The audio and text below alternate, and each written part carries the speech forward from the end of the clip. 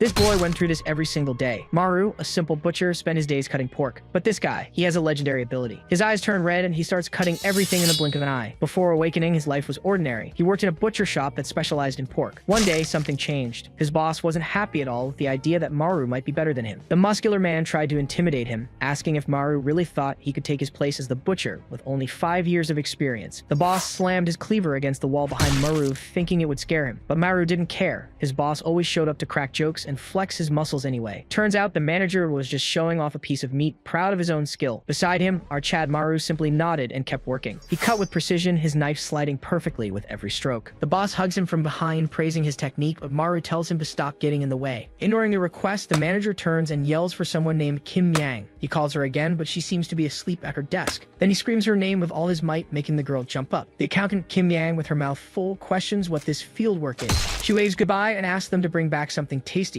The boss grabs Maru again and asks if he knows how much he cares. Maru reflects that this care means terrible pay, overtime, and no days off. With a passionate expression, the manager says it's all his love for him. He then asks if Maru remembers the test he gave him on his first day to slaughter a pig. The manager recalls promising to pay Maru if he could take down a pig, a task most people would hesitate to do. Just the thought of taking the animal's life would be a huge obstacle. But Maru showed no hesitation and carried out the order without even blinking. In that exact moment, the manager knew one thing. He throws a bucket of water over his own head and declares that Maru was born to be a butcher. Maru complains about being dragged there in the middle of his shift. And to make matters worse, he realizes the boss wants him to scrub his back. The manager tells him to use the strength he used in school fights, but Maru refuses to work without pay. As Maru scrubs his back, the boss understands that he really needs money. Maru confirms with a serious look that he needs a lot of money. The boss then offers a job that might not fix his house, but could pull him out of the cycle of poverty. Maru accepts immediately and asks what he needs to do. And the manager wants to know if he really studied in Japan. With a wide, bright smile, the boss says that's enough and tells him to get ready for the trip. Their destination is revealed as a plane crosses the sky towards Japan.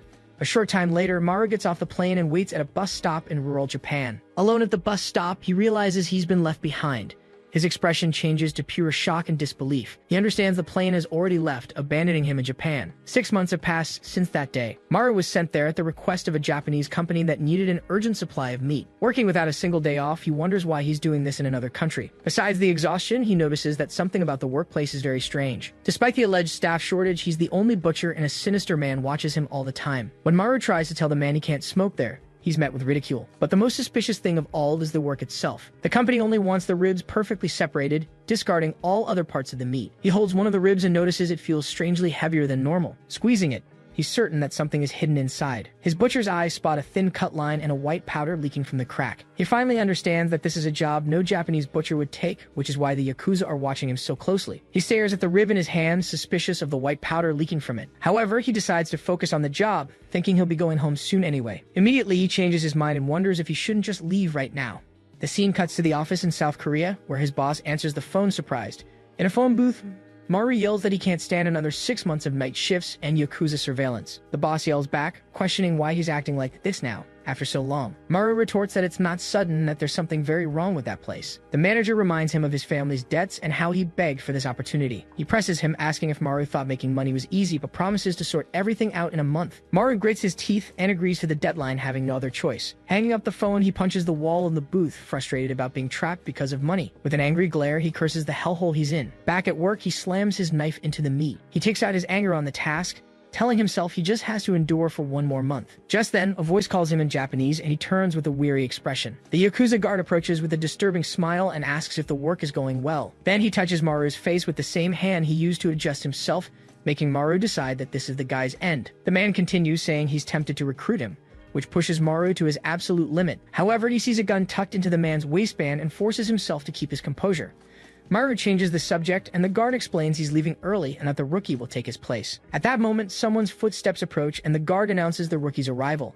A huge tattooed man appears, and Maru is shocked to learn they're the same age. The guard introduces Maru and orders the rookie to tape the ribs to the designated spot. Holding a bowl, the rookie asks where exactly the designated spot is. The boss gets annoyed with the question and tells him to use his head and just leave them in any corner. Suddenly, the meat hooks on the ceiling begin to swing violently. Maru looks up, confused and scared by the unexpected tremor. Then the entire warehouse starts to shake violently. An earthquake hits the site, and the boss desperately screams not to drop the cargo. The rookie loses his balance and stumbles from the intensity of the quake. The rookie yells as he drops the bowl, scattering dozens of ribs across the warehouse floor.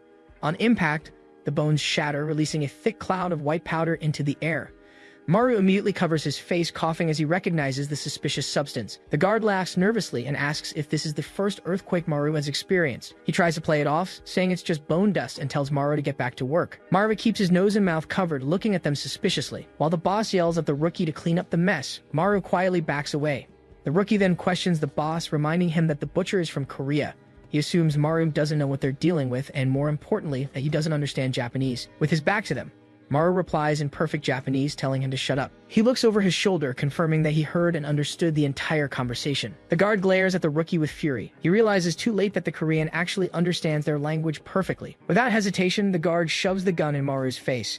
He apologizes just before he attacks. With the gun aimed at his head, Maru despairs, thinking his life is going to end like this. He reflects on how he worked hard every single day, just trying to support his family. After all that effort, he finds himself about to die in such a meaningless way. His eyes widen in terror as he stares down the barrel of the gun up close. As the man's finger prepares to pull the trigger, Maru refuses to accept this end. The voice of his old boss returns to his memory, reminding him of the test on his first day of work. He recalls that while most would hesitate, Maru carried out the task without even blinking. Unlike others who would be shaken after taking an animal's life, Maru remained calm.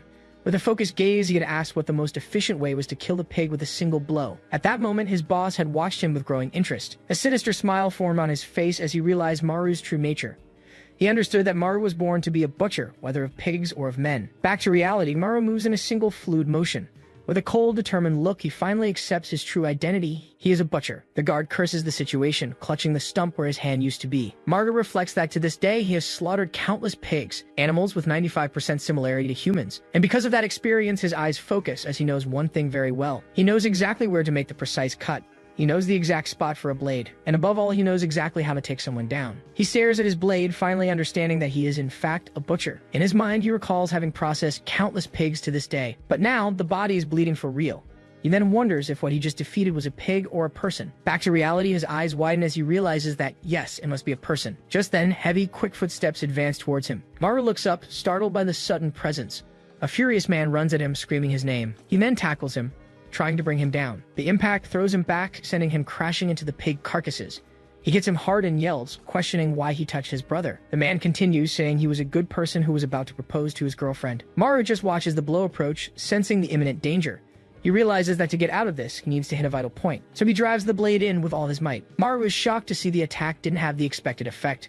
The man calls him a punk and lands another punch, asking if he thinks he's never been stabbed before. He scoffs, saying a toothpick like that doesn't hurt, and Maru is astonished by his resilience. In a fit of rage, the man lunges to grab him again. He grabs him by the throat, squeezing with crushing force. He screams, leaving Maru unable to breathe. Maru's vision darkens and he hears a familiar voice calling his name. In his mind, Hong Jun-ho's voice explains that pigs have strong bones and thick fat. He reminds him that a true butcher must memorize the best path for cutting, and that with time he would instinctively be able to see this path on their bodies. Back in the present, Maru begins to twist the dagger still lodged in the man's flesh. With a cry of pain and effort, he keeps twisting. The pain finally hits him, and the man recoils as Maru lands a blow. In his mind, Hong Jun-ho's voice echoes, stating that no matter what anyone says, he is a natural-born butcher. With a fixed gaze covered in gore, he finally accepts his true nature. Before him, the two men are now just bodies in the meat locker.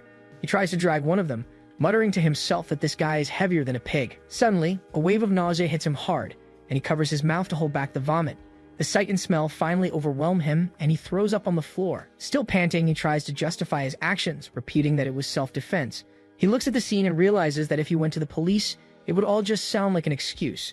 Then an even greater fear strikes him as he thinks about what the Yakuza will do. With a determined face, he concludes that the only way out is to set everything on fire. At that very moment, an armed man appears on a platform above, yelling and pointing a gun at him. Maru turns, surprised and terrified to realize there was another one. The shooter opens fire, furious that he, a simple worker, had defeated his men. He runs for his life as the man vows to hunt him to the end. Maru dives into a walk-in freezer, and the shooter curses him for running away, calling him a coward. The shooter mocks him, saying he ran just to end up in a dead end. Then he yells for the coward to stop and fires a shot. Smoke rises from the barrel of the gun as he prepares to enter. He advances cautiously into the cold room but sees no one at first glance. As he walks among the carcasses, he taunts Maru, promising to kill him quickly if he surrenders. Suddenly, he stops and looks around, suspicious of the silence. His feet are planted next to one of the large, hanging pig carcasses. With a sarcastic smile, he turns and says the situation is curious since he can't seem to find him. In a fit of rage, he starts shooting at one of the carcasses, yelling that he can't find him anywhere. From inside the meat, a booted foot suddenly falls out, revealing the hiding spot. Maru emerges from within, screaming and charging with a cleaver in hand. The shooter turns, completely shocked, not understanding what just happened. Taking advantage of the opening, he uses the hanging pigs for support. He lands a solid blow, sending the man flying backward. The man screams in rage and frustration, calling him a punk. Maru charges forward with a knife and yells for him to disappear. In a swift move, Maru buries the knife. He gets irritated by the insults and yells at the man to shut up. With a smirk, the shooter calls him a fool for not aiming for the neck. Fallen on the floor, the man manages to point the machine gun in his direction.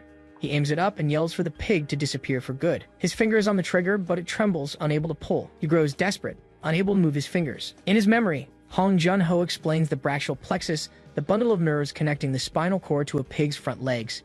He continues, showing that in humans the location is the same, and a strike there immobilizes both a person and an animal. Hong Jun-ho asks if he's starting to see the similarity between the two, warning him that a time will come when he'll get confused. Back in the present, Maru raises the cleaver over the man's head, who desperately begs him to wait. With an empty gaze, Maru stares at the fallen man before him. Then he delivers the final blow. 6 hours later, a plane lands peacefully in Korea. Maru climbs a long staircase in his neighborhood, carrying his travel luggage. Suddenly, fatigue hits him and he stops, panting and exhausted. He stops, thinking that maybe he should move out of this neighborhood. He remembers that luckily, he managed to catch a flight back without being followed by the Yakuza. To ensure his safety, he set the place on fire, erasing all traces of what happened. He arrives in front of his house, believing that now everything is finally over. He now descends the last few steps towards the back entrance. Reaching the door, he finds it strange to see the lights on so early. He turns the doorknob and gets ready to go inside. With a forced smile, he opens the door and announces he's back with lots of money and gifts. But his smile vanishes the moment he sees the scene inside. He freezes at the door, seeing the house has been completely ransacked. Shocked, he wonders what the hell happened in here. Seeing the open and empty drawers, his first thought is a burglar. Desperate, he starts screaming his mother's and Naru's names. As he moves through the room, he steps on something that cracks under his feet. He looks down at the floor, confused by the noise he just made. Crouching down, he finds the remains of a large bone and wonders what it is. His face fills with horror. Suddenly, a calm voice greets him, saying they're glad he's back. Maru looks up and finds a group of Yakuza men standing in the room. He can't believe they've already managed to find him here. An older, serious-looking man confronts him and asks if he is Maru. The man then says he was looking for them anyway, and that Maru made the job easier. Maru grips the broken bone like a weapon, realizing they followed him to Korea to finish the job. With the bone in hand, he clenches his fist and vows to himself that he will defeat them all. Maru's expression changes to one of complete surprise and confusion. The man shows a police badge and introduces himself as Detective Han Tae-sik from the Narcotics Investigation Division. With a serious look, he calls him by name and formally asks him to come with them. Maru stares at the man, incredulously repeating the words Detective and Narcotics Division. He looks through the door and sees police officers outside, realizing it wasn't the Yakuza but the cops. Images of the men he defeated in Japan flash through his mind, and he wonders if this is because of that. The detective interrupts his thoughts, saying he'll explain the details later and asking for his cooperation. Maru looks at the mess in his house and questions if the police are allowed to do this and what he did wrong. One of the officers quickly says that he's got it all wrong. He explains that it wasn't them, but that the mess happened when his mother had an episode. Detective Han Tae-sik confirms the story with a serious tone. Then he reveals to Maru that his mother is using some nasty stuff, leaving him completely shocked. A family photo in a picture frame shows Maru, his brother, his father, and his smiling mother. He remembers how his mother was always immature, spending money non-stop even after the family went bankrupt. But despite it all, he always loved her smile. The happy image is replaced by the sight of his mother in pain. He watches her from a distance on a hospital bed as doctors try to restrain her. The detective explains that when the police found her, she was already in that state. Sweat drips down Maru's face as he processes the terrible news. The detective then shows an evidence bag explaining that this stuff was found at the scene. He asks Maru if he knows when his mother started using drugs. Maru answers that he's not sure, and the detective presses him, wanting to know if he really doesn't know anything. The detective's gaze narrows, suspicious of the evasive answer. He finally says he understands and hands over his business card, asking him to call if he remembers anything. In the hospital hallway, the two officers walk away while Maru stands by his mother's bed. Later, inside a car in the underground parking garage, the situation is tense. Detective Han lights a cigarette. Beside him, his younger partner coughs and cries, choked by the thick smoke. The partner begs him to open the window, but the detective tells him to shut up so he can concentrate. He complains that the car feels like a gas chamber, but Han simply asks why he should be the one to go outside to smoke. The detective puts out his cigarette in a cup full of butts, repeating Maru's name to himself. With a fixed stare, he seems to be connecting the dots on something important about the case. Back at the hospital, Maru watches his unconscious mother in her bed, thinking none of this makes any sense. He reflects that without any information, the Yakuza couldn't have moved faster than him. Then he wonders who would do this to his mother, and just then, his phone rings with manager Hong's name. Answering the call, Hong Junho worriedly asks if he's okay after the fire in Japan. Maru says he's fine but tries to end the call, saying he has work to do. On the other end of the line, Hong insists dramatically that he tell him what's going on. Suddenly, he directly asks if Maru's mother used drugs, leaving him speechless. Hong starts laughing hysterically, and Maru, furious, demands to know what he just said. The scene reveals Hong Junho relaxing while getting skin treatment, and he asks if Maru received the bone marrow well. He continues, mocking the idea that the Yakuza could have found his address. Maru stays silent, wondering what he did wrong to deserve this. Hong reassures him cynically, saying he did nothing wrong. Then he reminds him that he's an elite butcher and that he has a spot saved for him. Maru explodes with rage, shouting about what he did to other people's families. Hong cuts off the shouting with a cold voice, calling his name and making him stop. He then reveals that Maru's sister misses him so much that he decided to pay her a visit at her company. He reminds him that his mother needs rehab and he needs money to live. From the hospital, Maru hears the offer that he can make a lot of money by cutting. Even as he grinds his teeth, Hong invites him to go pick up a nobody with him. He then says goodbye in a cheerful tone, saying they'll talk later. Maru hangs up the phone and stares at his mother, still unconscious on the hospital bed. His hand grips the phone tightly, feeling the weight of the decision he has to make. With his face shrouded by darkness, he accepts his fate, having no other choice. The scene changes to a delivery truck. One of the men scolds his coworker for just standing there and insults him, saying this kind of task suits him better. Suddenly, one of the heavy bags falls from the back of the truck and hits the ground. His coworker sees him standing there and yells at him to pick up the pig that fell. Annoyed, the man picks it up and curses him out. He lifts it into the air, asking if this is how he treats the meat, and threatens to tell manager Hong. The man curses but obeys, hoisting the heavy bag onto his shoulders. Getting out of the truck, he mutters and swears under his breath in frustration. Supervisor Baksilko complains about the heat and the number of packages to load. His colleague Choi Duel tells him to go get the rookie when he's done. Baek gets annoyed and accuses him of treating him badly, but Choi reminds him he lost at rock, paper, scissors.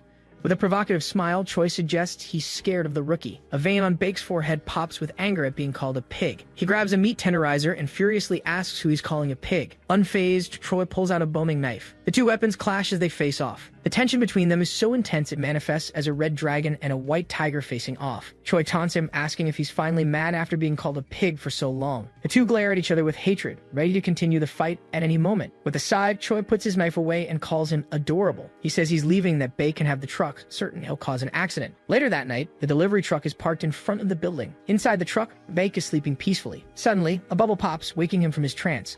A cat appears at the truck window, and Baek asks if it came to cover for Supervisor Choi. He picks up the cat and plays with it, asking if it came for the smell of meat. Then he grumbles, wondering why Choi is taking so long. He goes down the stairs, complaining that Choi probably went to dinner with the rookie without him. Seeing the building door ajar, he assumes they had so much fun they forgot to close it. He walks in, calling for Choi while holding the cat.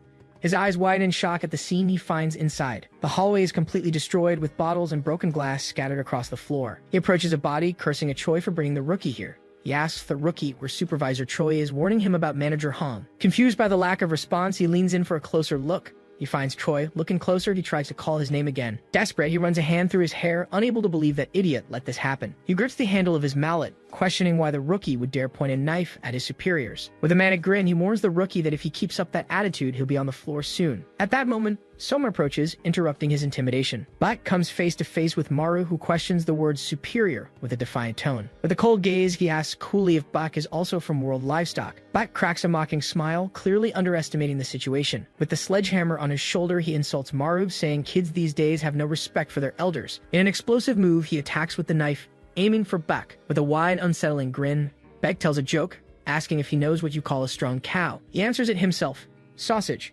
while blocking Maru's attack with a violent swing of his sledgehammer. The impact is so powerful that the blade of Maru's knife shatters. Maru stares at the handle in his hand, shocked that his weapon was destroyed so easily. Baek raises the sledgehammer for another attack, yelling for the rookie to get a grip. Far away, a table is filled with a party cake and several expensive gifts.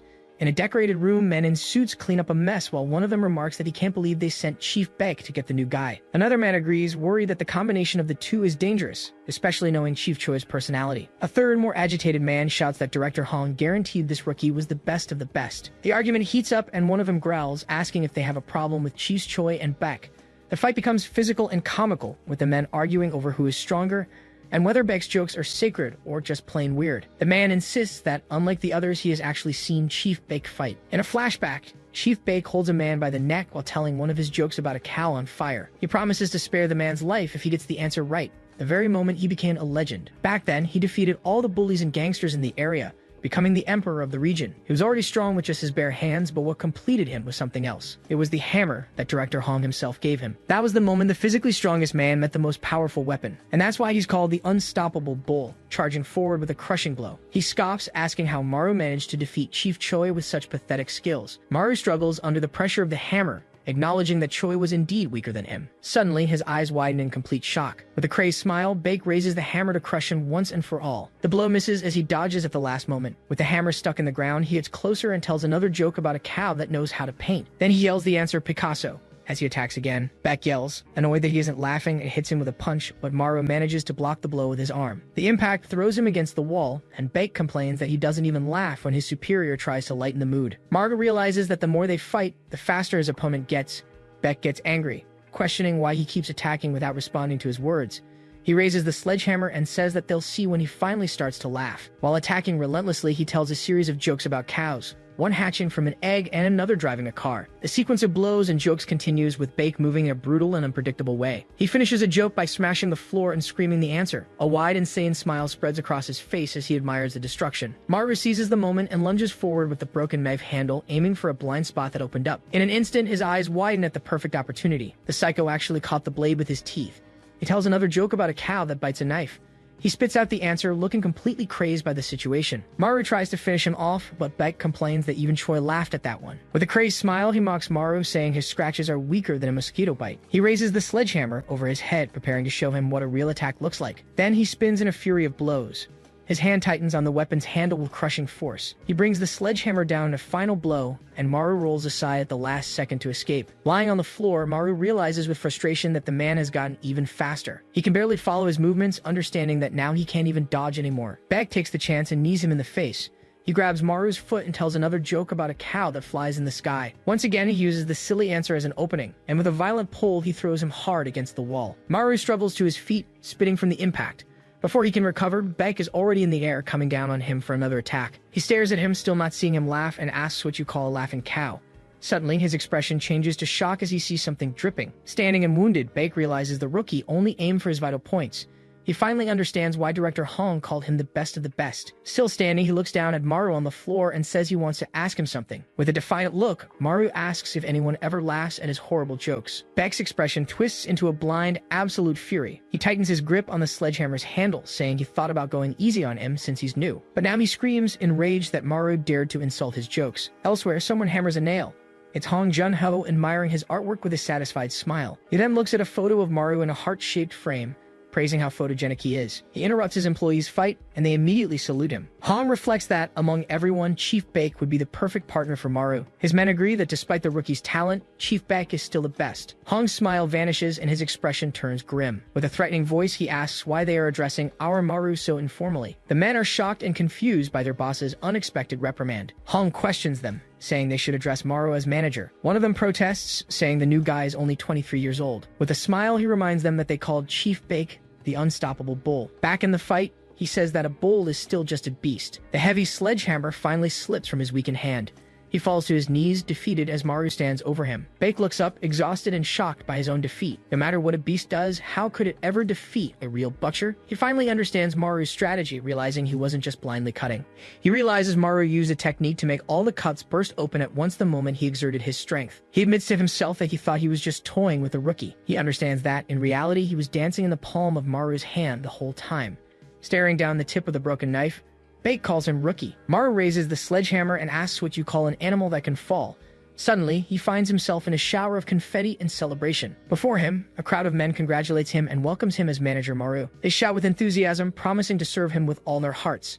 Maru says nothing, simply tossing something in their direction. The crowd gets excited, seeing the badges fly, thinking it's a gift.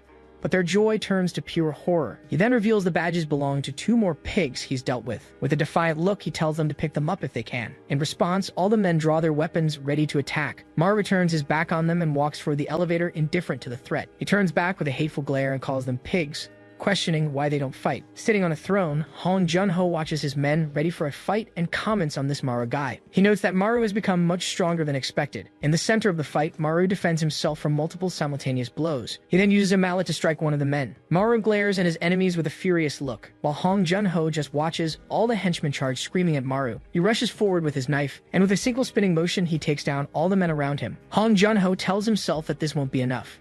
He then leans forward, resting his hands on his knees and standing up. His fist clenches as he whispers Maru's name, but instead of fighting, he grabs 2 glow sticks and starts waving them frantically. Junho yells for Maru to keep going and finish them all, leaving his subordinates completely confused.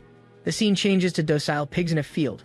Although they are passive animals, they sometimes attack humans. For a butcher, the first step is to knock out the pigs. Maru raises the meat tenderizer mallet into the air, and with a single blow, he brings it down on one of the men. One of the henchmen yells furiously, questioning how he dares to use Chief Beck's mallet. He then charges forward, ordering them to cut everything up as an offering on Beck's altar. The next step to follow is bleeding, because before dissecting a pig, you have to drain everything. Maru raises his knife, now fully aware of this. Then he plunges it into the henchman who yelled. With the man limp in his arms, the others charge to attack him from behind. Maru uses the man's body as a shield, making him the victim of his own comrades. The other men stop in shock, calling Maru a bastard for taking Chifo hostage. One of them runs towards Maru, screaming that he's going to save Chifo. Now comes the first main stage of the dissection process. As the name implies, it is the act of skinning. With a crazed look, Maru raises the knife, ready to flay. He then charges forward, cutting down everyone in his path, while Hong Junho decides to leave the rest of the steps for later. The men's bodies lie on the ground, all defeated. Panting, Maru catches his breath for a moment. He then rises amidst the bodies, holding the mallet in one hand and the knife in the other. The survivors stare at him, terrified, calling him a monster and wondering how they could ever beat someone at the manager level. As he takes a step forward, one of them desperately screams for him to stay back. At that moment, Junho's voice calls out to him, and Maru turns in surprise. Suddenly, he attacks without even thinking. Junho's voice continues, saying a time would come when even he would be confused. He then asks if Maru knows what he is killing. With a terrifying smile, he crushes the object in his hand until it shatters into pieces. The scene changes abruptly, and Hong Junho appears holding a birthday cake, asking what he thought of the people he killed. He then shoves the cake hard into Maru's face, yelling and asking if they looked like pigs. Junho declares he knew Maru would become like this one day, the same kind of butcher as him. Hong Junho says that's enough playing with the pigs and invites him inside. Maru lifts his head and asks where his sister is. The two stare at each other for a moment, until someone steps on the remains of the cake scattered on the floor. Junho recognizes her as Kim Yang while Maru turns to look at her. With her eyes full of tears, she wonders how someone could be so cruel. She brings a frosting-covered finger to her mouth, still crying. Kim Yang glares at the group and asks who was responsible for this. Her face contorted with fury, she yells again, demanding to know who did this. Lying on the floor, one of the injured men recognizes her and tries to speak. But before he can finish his sentence, he is stopped. With his foot on the man's body, Hong Junho points directly at Maru. Immediately, the other 2 surviving henchmen also turn and point in the same direction. Maru is completely confused by the accusation and can only say me. Suddenly, a gunshot echoes through the room, the bullet whizzing inches past his head. With the gun aimed directly at Maru, Kim Yang calls him a scumbag. He throws himself to the ground to dodge the shot, surprised that she's armed. Having fought an armed opponent before, he knows he needs to close the distance. Crouching, he prepares to charge, knowing that even though it's risky, it's his only chance to win. But to his utter surprise, she's the one who runs towards him to attack. Maru is shocked that she closed the distance between them herself. Despite his surprise, he reacts in time to deflect the gun. The gun fires into the air amidst the struggle, and now she is finally within his reach. With a focused gaze, he decides he'll end the fight in a single blow. However, she anticipates his move and prepares a kick. The blow lands squarely on his chin, snapping his head back from the impact. He growls in pain, feeling the force of the unexpected kick. Before he can recover, she hits him with a series of punches. He spits, not understanding how this girl can be so strong even in close quarters combat. She continues her furious assault, screaming about avenging her cake while he can't find an opening to defend himself. Hong Junho yells for Maru to be careful, revealing that Kim Yang is the best agent that, in that same instant, she manages to knock him to the ground with a swift blow. Junho finishes his sentence, saying she was trained by North Korea, as she pins him down and points the gun at him. In a flashback, dozens of bodies are scattered across the floor and over the tables. Kim Yang is eating noodles and meat. She sits alone at a table, devouring the food amidst the chaos. Someone slowly approaches the girl. A muscular man with an axe on his shoulder appears, asking which livestock killed the pig he was hunting. He lifts his sunglasses, saying he wants to see the face of the one responsible. His eyes widen in surprise as he takes in the scene. He realizes the little girl isn't a pig, but a human. With her mouth still full, she asks who he is and if he's a soldier from the Southern Army. The man gives a sinister smile and replies that she's a person, but a beggar. He places a soda bottle on his axe and tells her to take her time eating. The girl grabs the drink and keeps eating, prompting the man to comment on her appetite. He suggests she could make a lot of money doing mukbang, and she asks what that is. Realizing she doesn't know, he shows her a video on his phone of a girl eating. He explains it's a way to make money just by eating like that. The girl is shocked at the idea of making money just for eating so much. Her eyes sparkling, she can hardly believe she can earn money for this, as the man offers her a job with even more food. She suddenly stands up, declaring that her revolutionary spirit will never be corrupted by American capitalist ideals. But when he offers unlimited meals and snacks, she immediately swears loyalty and calls him master. She then gathers the rest of the food to clean the area, and he asks her to bring back some ice cream. A week later, Hong Jun-ho reads about a strange explosion in the newspaper and seems intrigued. Suddenly, Kim Yang appears in torn, dirty clothes, and he asks if she was responsible for what's in the paper. He then changes the subject and asks if one of the popsicles she's eating is his. With her mouth full, she pretends not to know what he's talking about and is then formally introduced. The scene cuts back to the fight, with Kim Yang pinning Maru to the ground, aiming at him. With a desperate effort, Maru manages to divert the weapon just as it fires. He uses the force of the movement to throw her aside and break free. Seizing the chance, she lands a powerful kick to his face. The intense fight continues in the background as a fallen cell phone on the floor starts to ring. The call is from his wife, with an encouraging message from his kids on the screen, while the phone's owner stumbles nearby. Lying on the ground, Shifo answers the phone and tells his daughter he's a little busy at work. His face twists in horror as she innocently tells him that she and her mom already ate eel. Desperate, he asks what she means by that, as his daughter explains that her mom is also sleeping over at Grandma's house. He lets out a panicked scream when the girl asks if she's going to get a little brother now. The other two survivors call out to him, telling him to come hide with them. Relieved they're alive, Chifo hears one of them ask enviously if he's going to eat eel again. Hong Jun-ho approaches and says Chifo can go home early, but he begs to work overtime. Through his glasses, Jun-ho carefully watches the fight between Maru and Kim Yang. He thinks that despite the noticeable difference in their levels, it's an interesting matchup. One of the henchmen trapped under his leg asks if Miss Kim Yang will win. Jun-ho laughs and agrees that his Yang fights well, with skills as incredible as the amount of food she eats. The henchmen start cheering, shouting for Kim Yang to finish off Manager Ha. With a dark smile, Hong Jun-ho asks if they know something. He explains that while Kim Yang was trained to be perfect, Maru was already human, even when he knew nothing. He'd only taught Maru a few things because he found him interesting, starting with a lesson on deboning. In a flashback, he demonstrates a precise cut on a carcass, stating that dissection must be done in a single blow. Immediately, Maru replicates the move perfectly and asks if that's how it's done. Shocked, Jun-ho reveals that Maru mastered the technique in just 1 month. He remembers Maru complaining about the difficulty, and how he decided to propose an even greater challenge since he learned so quickly. The challenge was a monstrous creature in chains, a task that would take even a chief-level employee an hour. Jun-ho then unleashes the beast and orders Maru to give it a try. He recalls what he thought about Maru. The boy didn't even take 5 minutes to bring down the creature. At that moment, Jun-ho was certain he had found the perfect butcher he had always been looking for. Back in the present, Maru seizes an opening and manages to disarm Kim Yang, sending the pistol flying.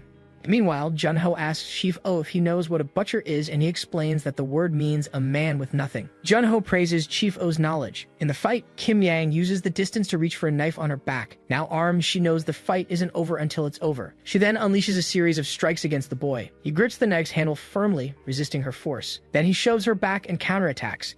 Kim Yang's eyes widen in shock, unable to believe what she's seeing. She realizes he's copying her moves. Jun-ho comments that it wouldn't be easy for Maru to defeat Kim Yang, as they exchange a series of rapid blows.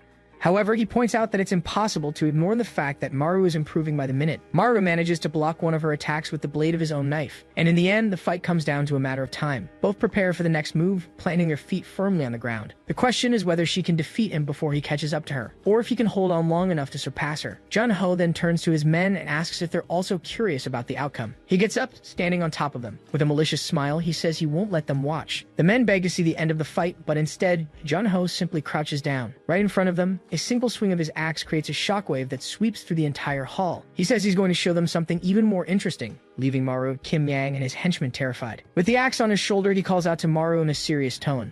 Then, with a challenging smile, he invites him to face him. Gritting her teeth, Kim Yang asks if the old man is messing with her. Pointing her knife, she calls him a traitor for hurting her pride. Holding a card, he says he first needs to go to a luxury buffet that closes in an hour. Then he throws a golden card into the air and tells her to run, and she desperately scrambles to catch it. Jun-ho watches her, calling her crazy for trying to do this just because a cake fell. He turns to Maru with a sinister smile, saying their time has finally come. Maru leaps into the air with his knife, shouting and demanding to know where his brother is. Maru's expression turns to pure shock and confusion. Jun-ho effortlessly blocks the attack with his axe, sending Maru flying backward.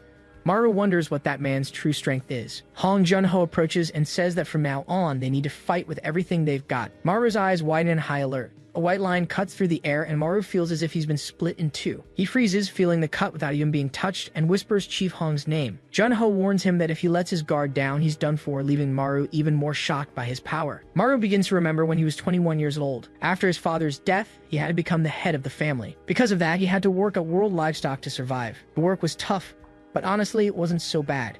He remembers Hong Junho teaching him the tricks of the trade, because there was someone there who treated him like his own son. Maru trusted him, but then he saw his mother in a hospital bed and wondered why. He screams in desperation, demanding to know why it happened. He furiously attacks Junho, screaming and asking why he did that to him. Junho blocks the blow with ease, yet Maru demands he tell him the reason. He then strikes with the axe, reminding him to keep his movements simple. Junho explains that the bigger the movement, the bigger the opening, and Maru thinks he's found an opportunity. With his knife raised, he prepares to strike, certain this is his chance. But Junho just flicks him on the forehead, teaching him to tell a real opening from a fake one. With his forehead marked, Maru realizes that attacking Chief Hong's openings just doesn't work. Maru wonders what to do if attacking the openings doesn't work, considering slicing him up bit by bit.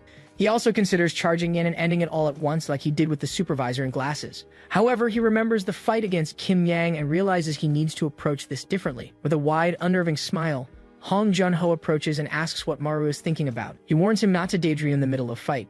Junho scolds him for letting his guard down, reminding him that it could end badly. As Maru retreats, Junho hits him with the handle of the axe and criticizes him for dodging in a straight line. He explains that this is what happens when your movements are obvious, and Maru desperately tries to grab the axe. Junho easily stops him, throwing him far away. He then knocks Maru down with a blow from the axe, questioning what he learned in his training. Enraged, Maru charges forward, screaming, ready to attack again. The henchmen watch in awe, commenting that the boss could have ended the fight but was just playing with him. Shifo says they don't understand, thinking Junho is trying to finish him off in an even crueler way. The other men agree, calling the boss a monster and a beast, while Shifo tries to say that's not what he meant. He then reveals the truth, explaining that Maru is just keeping up with the boss's pace. Shifo declares that Manager Maru is the real monster as Junho blocks his attack and advises him to aim a little lower. Maru grinds his teeth in frustration, feeling the power gap. He charges again, shouting for Junho to fight seriously, while Shifo claims they are witnessing the birth of a monster. Junho laughs and blocks the blows with ease, saying that if Maru wants a real fight, he needs to come at him with everything he's got. As Maru keeps improving with each attack, Junho points out that he's still missing something. He then uses the weight of the axe to overpower Maru's knife,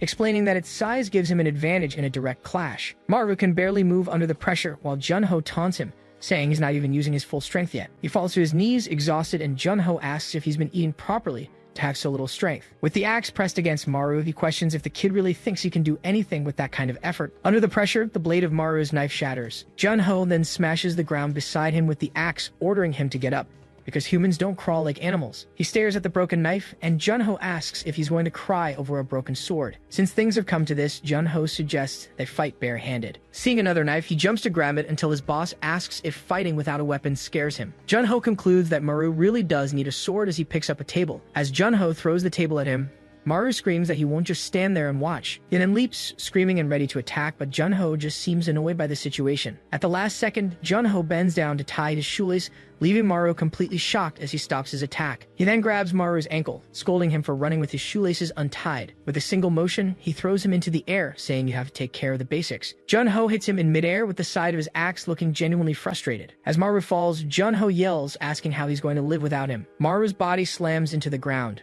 With the young man down and groaning in pain, Junho decides that's enough for today. He approaches and asks if Maru was wondering why he did all of this. He asks if he knows how much the factory he burned down in Japan was worth. The answer comes next. The factory was worth 300 billion won. Junho then questions if he thinks he can handle the Japanese who will now come after him. In the end, Maru will need to find a way to settle things that is acceptable to them. Then he brings up Maru's mother because she is proof of the punishment he deserves. Junho then points to the bodies on the floor, saying this whole mess proves Maru's ability to pay the money back. He holds his sunglasses and calls Maru by his name. With a smile, he extends his hand and invites him to work with him. He says that while 300 billion is a lot of money, Maru can earn even more if he works with him, as everything is already set up. Junho then turns and walks away, telling Maru to get back to work as soon as he recovers. Lying on the floor, Maru wonders why all of this happened. He thinks that if there was a reason for everything, Junho could have just explained the situation. Hearing the question, Junho turns around and says the answer to that is obvious, With a maniacal smile, he states that this way is much more fun. Maru remains on the floor, staring at the ceiling, completely exhausted and defeated. A small smile begins to form on his face as he lets out a faint laugh. Suddenly, the laugh turns into a hysterical and uncontrolled roar of laughter. Junho turns around with a satisfied expression and asks if Maru has to admit it was fun. Maru slowly gets up, agreeing that it was fun but also completely ridiculous. He faces Junho and confesses that he saw him as his mentor, his father, and his savior. Maru runs his hands through his hair in disbelief and asks if all of this was just for his entertainment. He accuses him of messing with his family just for fun and then corrects himself from calling him Chief Hong. Maru then renames him, calling him Hong the Pig. With bloodshot eyes, he grabs his own hair and declares that now it begins. Hong Junho clenches his fist, furious, and asks if Maru just called him a pig. With his body enveloped in a red aura, he raises his axe and challenges him to come at him with his ultimate weapon. Meanwhile, Sungshin approaches and asks Shifo what he's doing on the ground. He replies that he's writing his will and tells his men to do the same quickly. Shifo explains that no one has ever survived after seeing Hong Junho fight for real. His conclusion is terrifying. They're all screwed. Junho swings his axe, shattering the ground, but Maru leaps back and narrowly dodges. Maru senses another attack coming his way. Junho calls out to him, saying he was proud of him, and asks if he's forgotten everything he was taught. He charges with the axe, yelling that he had warned him not to back up in a straight line. Suddenly, something catches Junho's eye and he stops. He grips the axe handle tightly. Then Maru launches into the air with his knife ready as Junho realizes he baited the straight line attack to aim for his face. Junho wonders if he was aiming for the very axe that pinned him to the ground earlier. With a defiant smile, Junho admits that a challenge is good. Maru presses the knife towards him, but Junho says that to cut his face, he'd have to get closer. In a swift, precise move, he catches the tip of the knife. Maru manages to slash his chin. With another move, he follows up with a powerful strike. Shifo's men yell in shock, unable to believe that Hong Junho has been wounded. Junho stands still for a moment, showing no reaction. Shifo stares at the scene, stunned by Maru's ability to adjust his distance and his knife in the blink of an eye. Junho sees him running towards him and calls him Little Maru. He then lunges forward and lands a kick on Maru, saying he was just playing around but was attacked with intent. Maru stays on his feet as Junho realizes he's serious about this. He warns that if Maru keeps coming at him like that, he'll bury the axe in his chest. Then, without hesitation, he stomps hard on Maru's chest, deciding he has no choice but to kill him. The impact sends Maru flying backward. Junho approaches slowly in no hurry. He seems surprised that Little Maru managed to withstand the blow. Next, he rests the axe behind his neck. With a sadistic smile, he flexes his muscles and asks what he thinks of that. He taunts him, asking if Maru knows which way the axe will come from, left or right, or from above. He yells as he raises the weapon for the final blow. Maru's eyes widen in pure concentration. At the last second, Maru blocks the axe with a sledgehammer. Junho takes a step back, confused by what just happened. Maru angrily asks if Junho knows what you call the act of killing a cow. Then he attacks repeatedly, screaming for the cow to die. Shifo watches the scene in horror, recognizing Maru's weapon. He recognizes the sledgehammer technique as Chief Beck's, and the knife strikes are identical to Chief Choi's. Maru swiftly changes his grip on the knife. Next, he uses the precise slashes of Miss Kim. Shifo realizes, shocked, that Maru has copied the techniques of everyone he's faced and wonders if Hong Junho could actually lose. Junho is forced to retreat, covered in cuts. He grits his teeth, furious, and lets out a curse. In an instant, he grabs Maru by the neck and asks if he really sees him as a pig. Junho starts punching him relentlessly, yelling that he treated him well and cleaned up all his messes in Japan. He continues to beat him, questioning if this is how Maru dares to see him. With a final punch, he throws him aside, asking if this is how he repays his kindness by becoming his enemy. Junho picks up his axe and warns Maru not to get it twisted, because he hasn't used his full power even once. Maru's blood drips onto the floor. Though exhausted, Maru gets back up and Junho asks if he really wants to see this through to the end. He raises the axe and declares that he can't let him die. Upside down, Maru reflects that if he's going to die anyway, he might as well kill his opponent first. He asks himself if he should be thinking about death after giving up all his memories to get his revenge. To keep from hesitating, he forced himself to throw away all the positive feelings he had for Junho. He even went as far as abandoning his emotions to see people as objects, all so he could win. Maru thought he had thrown everything away, but he realizes there's still something he hasn't discarded. The only thing he had left was his own life. He faces Junho, who prepares for the final blow with his axe. To win, he understands he'll need to throw away his life along with his opponents. He prepares to abandon his will to live in everything else. Then, Maru runs and leaps for the final attack. Suddenly, Kim Yang appears, shooting and yells, asking if he wants to die. Furious, she declares she's going to stir up a real hornet's nest. Her eyes widen in pure shock as she sees something. The gun slips from her hand and falls to the ground. Hong Junho turns with a smile and asks if the little lady has finally arrived. Junho throws a key on the ground and tells Kim Yang that she'll find a safe in his office. He reveals that all of her contracts are inside, leaving her completely stunned. He then tells her that half of everything in there is his retirement money, and he instructs her to give the other half to Maru before falling backward lifeless. Maru stands over the body, calling out to him in a low voice. With tears of fury and pain, he grits his knife and screams for him to attack him once and for all. In a flashback, a boy begs for his life. Jun-ho rips out his eyes. This is the story of a man who sits on a pile of bodies. A man who lived as the king of a pigsty, eating desperately. This breeding ground, called the pigsty, raised humans like pigs in a special way. First, to push them to the extreme, they kept them hungry. They withheld food to bring them to the brink of starvation, as hunger made them violent. The hunger was so intense it turned anyone into a beast. Then they would give them food one last time and watch. A desperate hand sinks into the sludge of food. The system was simple. Watch the only pig that survived this hell, and see how he gets all the food for himself. But no matter how much a pig runs, in the end, it's just a pig. And it would be tamed with even stronger violence, like the repeated sessions of starvation, a brutal and hideous violence that shaped the man he became. Only a few pigs survived the harsh selection, protecting their food with their own lives. Then these selected pigs are sent on missions. He approaches a mob boss and asks if he is the Sea of Blood of Mappo, leaving the man surprised. In the blink of an eye, he stabs the man. The fate of these pigs is sealed from the beginning. The boss's henchmen stare at him, shocked and furious. They are raised to fight and, in the end, to be slaughtered. But sometimes, something different happens. The pig that was supposed to be slaughtered returns alive. Even when they return, they are met with a gesture of contempt. The pig doesn't become human again. It just returns to its cage. He sits alone in his cell, reaffirming to himself that he's a pig. He believes he must live and die like a pig, but fate wouldn't allow it. He was sent to his death countless times, but he always came back alive. And as he kept surviving, a new thought began to emerge. A question started to echo in his mind. He would look at the pile and wonder if he was hunting humans or pigs. And as always, he played his part, now wearing a suit and carrying his axe. One day, upon returning, he was met by a group of men who commented on his arrival. The man with glasses introduced him to a woman, saying this was the pig he had been talking about. Faced with Jun-ho's indifference, the man became visibly irritated. He struck him with a baton, yelling about how a mere pig dared to ignore him in front of the others. Jun-ho's eyes filled with fury as he realized the hypocrisy of the one who raised them like animals. The man apologized to the president, saying the guy was skilled but had no manners. Suddenly, she slaps him, scolding him for interrupting their discussion. She stares at him and states that he isn't a human either, but a pig, leaving him speechless. At that moment, Jun-ho realized that if he was no different from an animal, then he would take the reins of his own destiny. He stood up and advanced on the man. The others tried to stop him, shouting that he couldn't touch that person. But he raised his axe and furiously declared that he would become the king of pigs. The president watches him, surprised by his audacity. Without hesitation, he buries the axe in the man. The man falls to the ground, finished. Jun-ho takes the sunglasses from the corpse. He puts them on and tells her that if she wants to use animals, she'd better use the best there is. She stares at him with a serious, indecipherable expression. With a subtle smile, she agrees to give him a chance. And that's how his kingdom was born, an empire of butchers.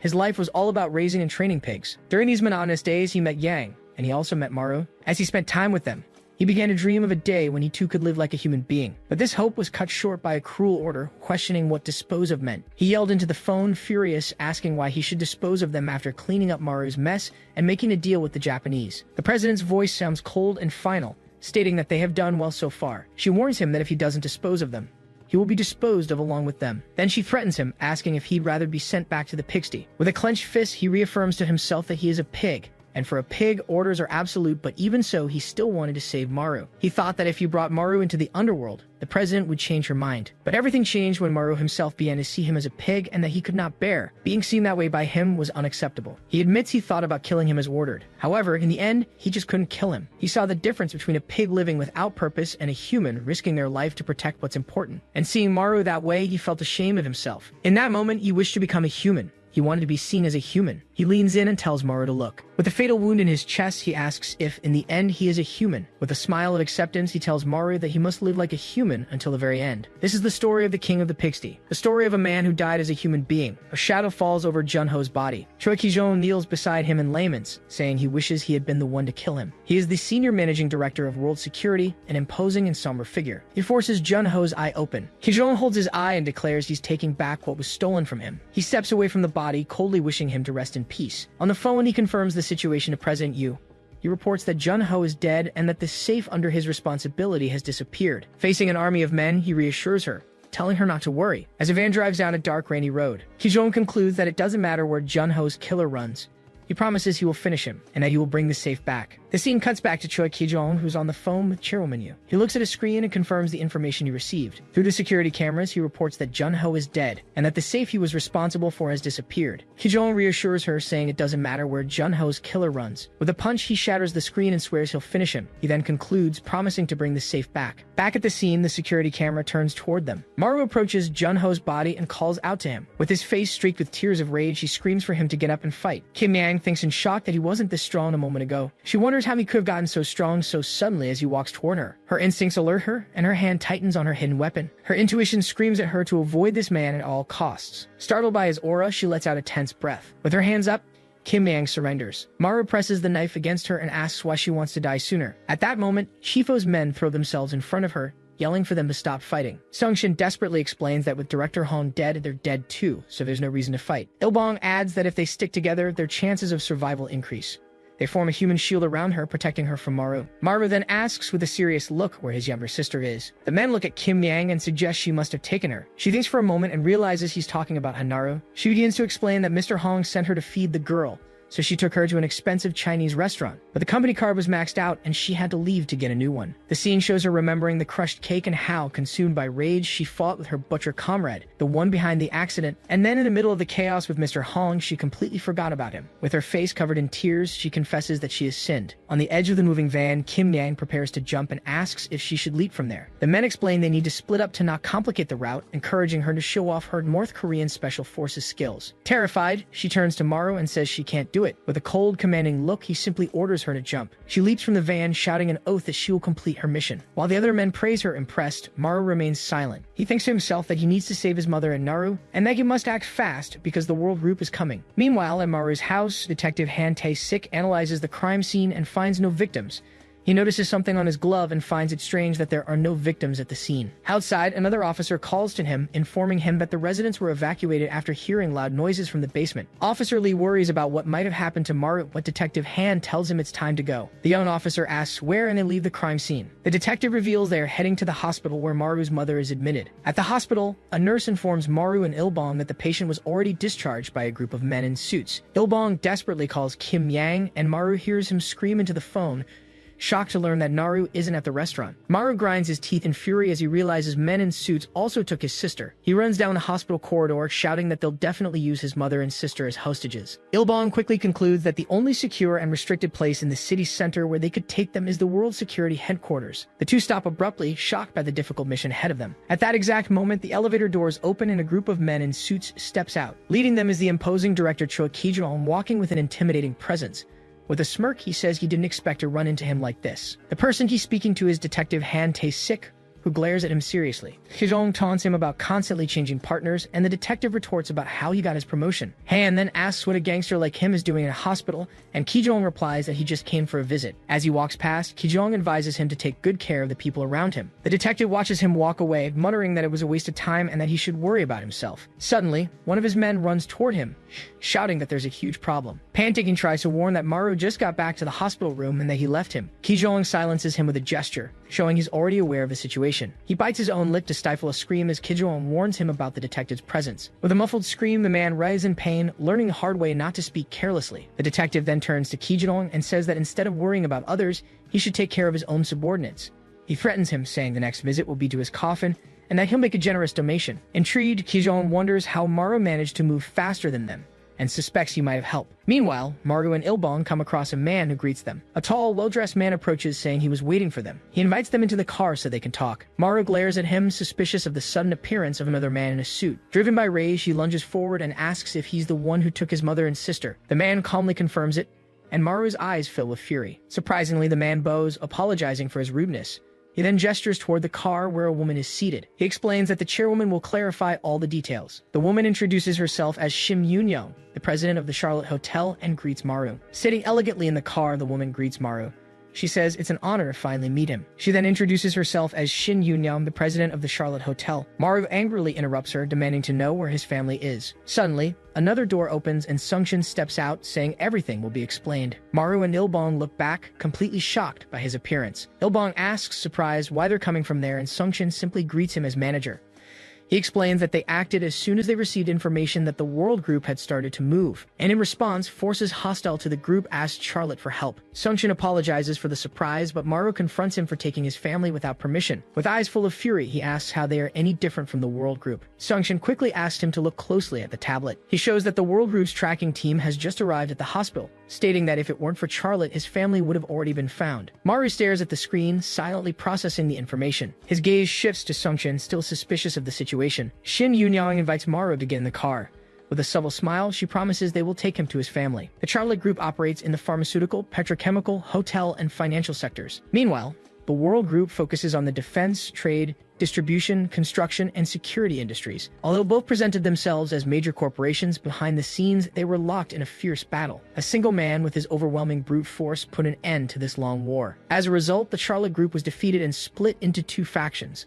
Those who wanted to hand over the group to the World Group, and those who, like her, wanted to protect and maintain what was left. Maru, impatient, asks what this has to do with him and tells her to get to the point. Ilbong intervenes, pointing out that despite Director Hong's death, the World Group still holds overwhelming power. Yoonyeon explains that even though he killed the director, it would be nearly impossible to protect his family and escape the group alone. She says that with Charlotte's wealth and information power, they can help him succeed. She looks at him, about to make her proposal.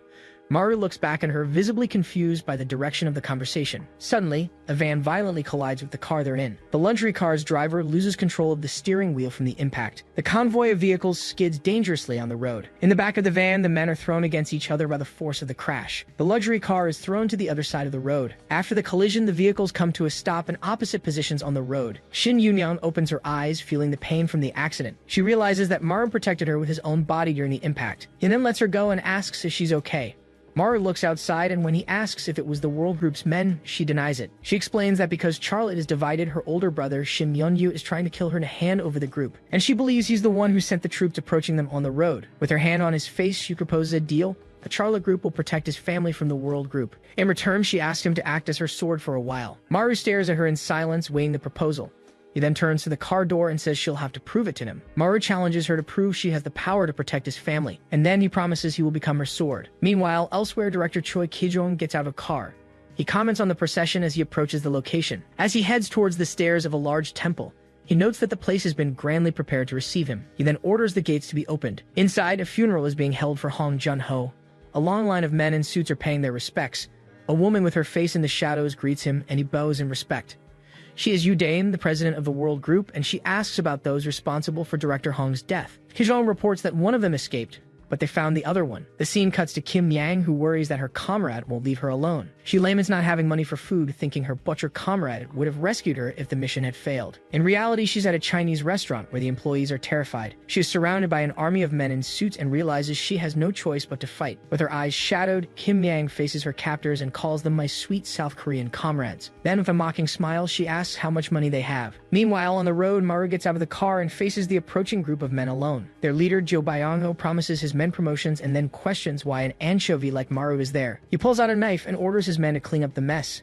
They surround Maru, mocking him and asking if he's Shim Yoonyoung's lover. One of them approaches to taunt him, but is taken down. Maru then moves quickly, taking out other men around him. He wonders if it has always been this easy. With a precise strike, he finishes another and begins to understand something. He's finally realizing the true strength of the people he's faced so far. Maru pauses for a moment, surrounded by fallen bodies, understanding the power gap. The leader, Joe, terrified, pulls out a long knife and yells, asking who the hell he is. He lunges forward in a desperate attack, demanding an answer. In a swift move, his hand is shattered. The leader, Jo Byung-ho, screams in pain and shock, looking at his hand. But then his other hand is struck. Clutching his hand, the leader curses him. Maru turns to him, preparing for the final blow. With a swift movement, he silences the leader. And then, with a precise cut, he finally finishes his opponent. Shin Yoonyoung approaches him from behind. He turns around and says he's proven himself, and now it's her turn. Maru faces her and demands that she prove she has the power to protect his family. He looks at the wrecked car and asks how they'll get to his mother now, and if they'll have to walk. She smiles and reveals she's already called for transport, as a helicopter appears in the sky. Yoonyoung reminds him that he asked her to prove her power. She then invites him to go, and reveals their destination, that person's funeral. Outside the temple, a mantra is recited about the vows that bind the heavens to this sacred realm. Inside, a monk continues the prayer, declaring his repentance for all evil acts born of greed, anger, and ignorance. The head monk, accompanied by his disciples, then chants a song to the Buddha that purifies the obstacles of karma. As the prayer continues, Chairwoman Yu Dane, in a solemn gesture, lights an incense stick in honor of Hong Jun-ho. Director Choi Ki-jong watches the ceremony until one of his subordinates hurries over. The man informs him in a low voice that there's a big problem outside. Ki-jong then goes down the temple stairs to investigate. Outside, he is informed that Maru has appeared on the scene. Meanwhile, at the Chinese restaurant, Kim Yang searches the bodies of the defeated men, complaining that the emissaries of the World Group are always causing trouble. Sitting on the pile of bodies, she counts the little money she found and wonders why they have so little. Just then, she gets a call from Chief O, who asks where she is and tells her about the funeral. Shocked, she repeats the news. Maru is at Manager Hong's funeral. Outraged, she shouts into the phone, complaining that they went to eat yukajang without her. Back at the temple, Maru and Yunyang's assistant are confronted by a huge army of men in suits. One of them glares at him and asks if that's Maru, the bastard who killed Manager Hong. One man wonders if Maru even knows where he is, while another, furious, asks for a toolkit to offer him to Manager Hong's spirit. Yunyang's assistant asks Maru how he's feeling, and he asks about what? She then asks if he isn't nervous, but he replies no, since she herself said she was going to prove herself. He remarks that in that case, she should be able to handle the situation. A burly man grabs him by the suit and confronts him, asking if he's the bastard who defeated Manager Hong. He is Kim Min-seok, vice director of World Trade, and he demands to know why Maru is walking around with Charlotte's girl. He gets closer and asks if Charlotte was backing him from the start. He calls him an inferior and insinuates it was all a sham, but he's cut off by a voice. Annoyed, he turns and asks who dares to interrupt him. To his surprise, someone yanks his cheek hard, making him scream. It's Director Choi Ki-jong, who kicks another man aside and orders everyone to get out of the way. He apologizes for Maru having to deal with his subordinates and acknowledges that killing Manager Hong was no small feat. He then introduces himself as Choi Ki-jong, Executive Director of World Security, and promises to treat him with the respect he deserves. However, other men approach and tell Director Choi not to have all the fun for himself. The President and Vice President of World Investment Securities arrive, and one of them wonders if capturing Maru would make him stronger than Manager Hong. The World Group executives argue over who will have the honor of fighting, with one declaring that Maru is his and the others can have what's left. Maru discreetly tries to draw a weapon, but his hand is stopped by Shin Yunyang, who approaches. She walks confidently toward the group and asks if this is all world livestock can do. One of the men retorts that their honor has been tarnished, but Yunyang cuts him off, saying he doesn't understand the glory of taking down the man who defeated Manager Hong. She explains that the idea is to avenge the murdered manager and claim the glory, but she questions the meaning of everyone ganging up on a single man, and whether the honor and glory they seek isn't lost in the process. She reminds them that Maru fought Manager Hong on equal footing and won honorably.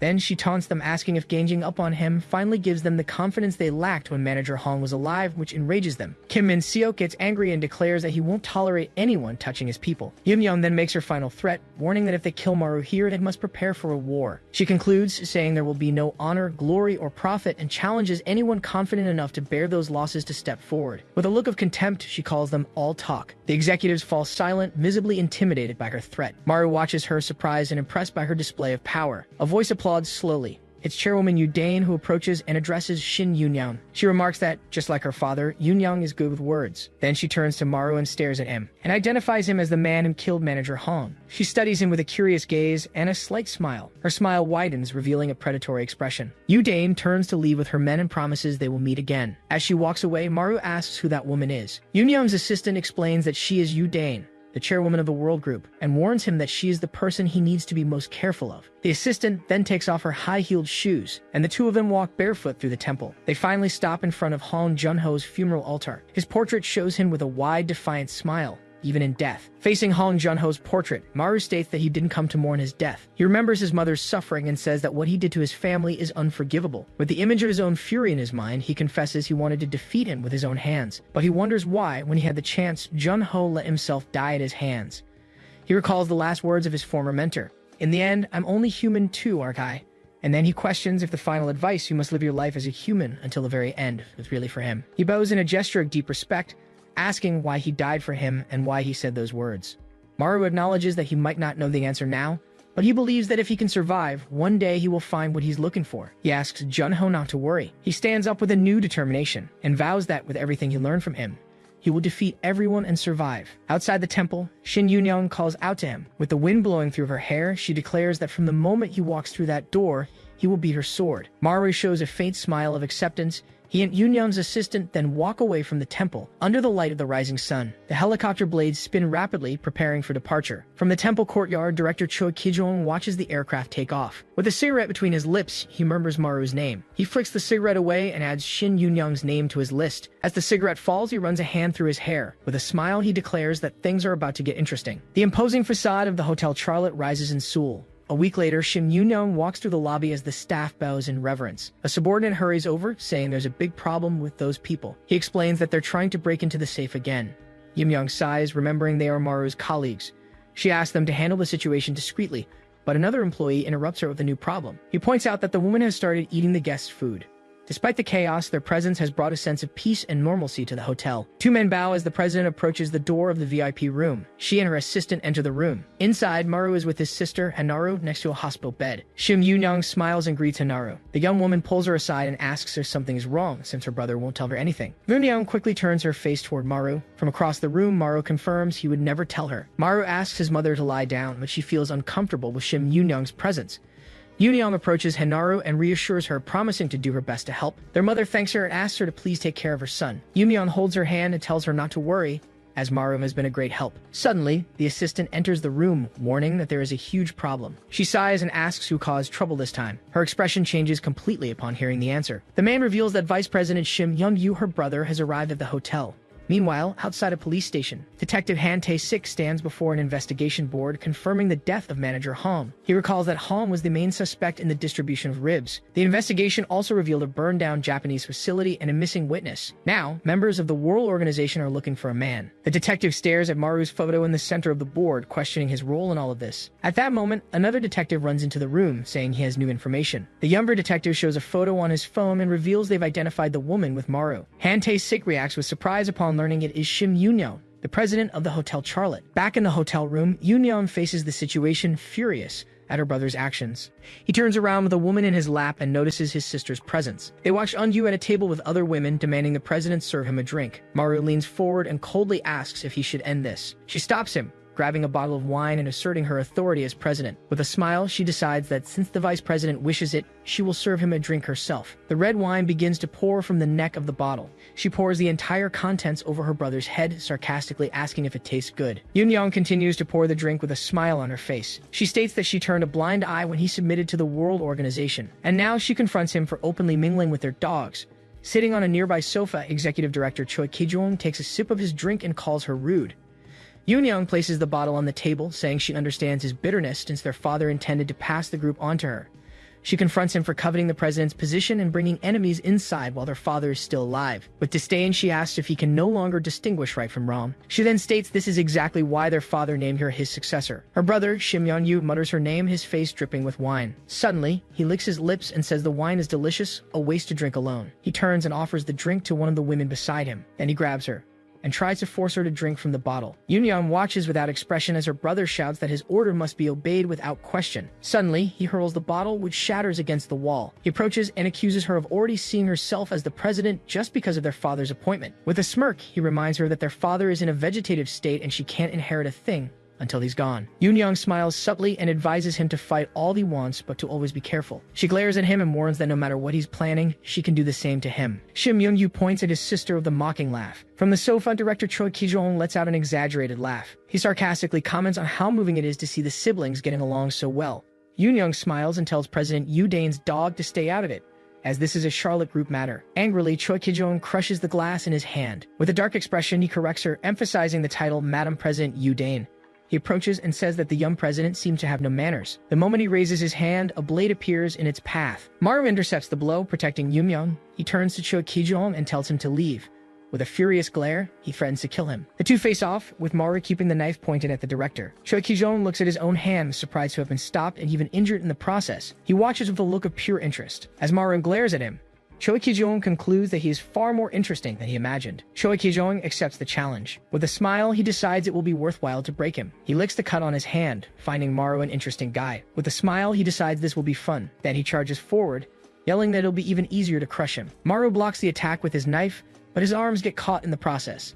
He looks at his own wounds, not understanding how he was hit. Choi Ki-jong taunts him, telling him to show off the skills he learned from Juno. Maru realizes, shocked, that he was cut by the director's bare hands. He remembers Han Jun-ho's monstrous strength. He knows Chu's strength is great, but it doesn't compare to his master's. With a quick spin, he adjusts the knife in his hand.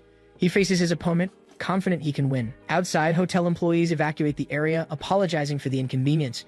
Shim Yoon-young watches the scene, recognizing that despite being in the shadows, Choi is one of the representative forces of the World Group. She watches the rapid exchange of blows, wondering if Maru can really beat him. During the clash, Choi Ki-jong dodges a blow and asks what that was, questioning if he also learned Choi Doyle's techniques.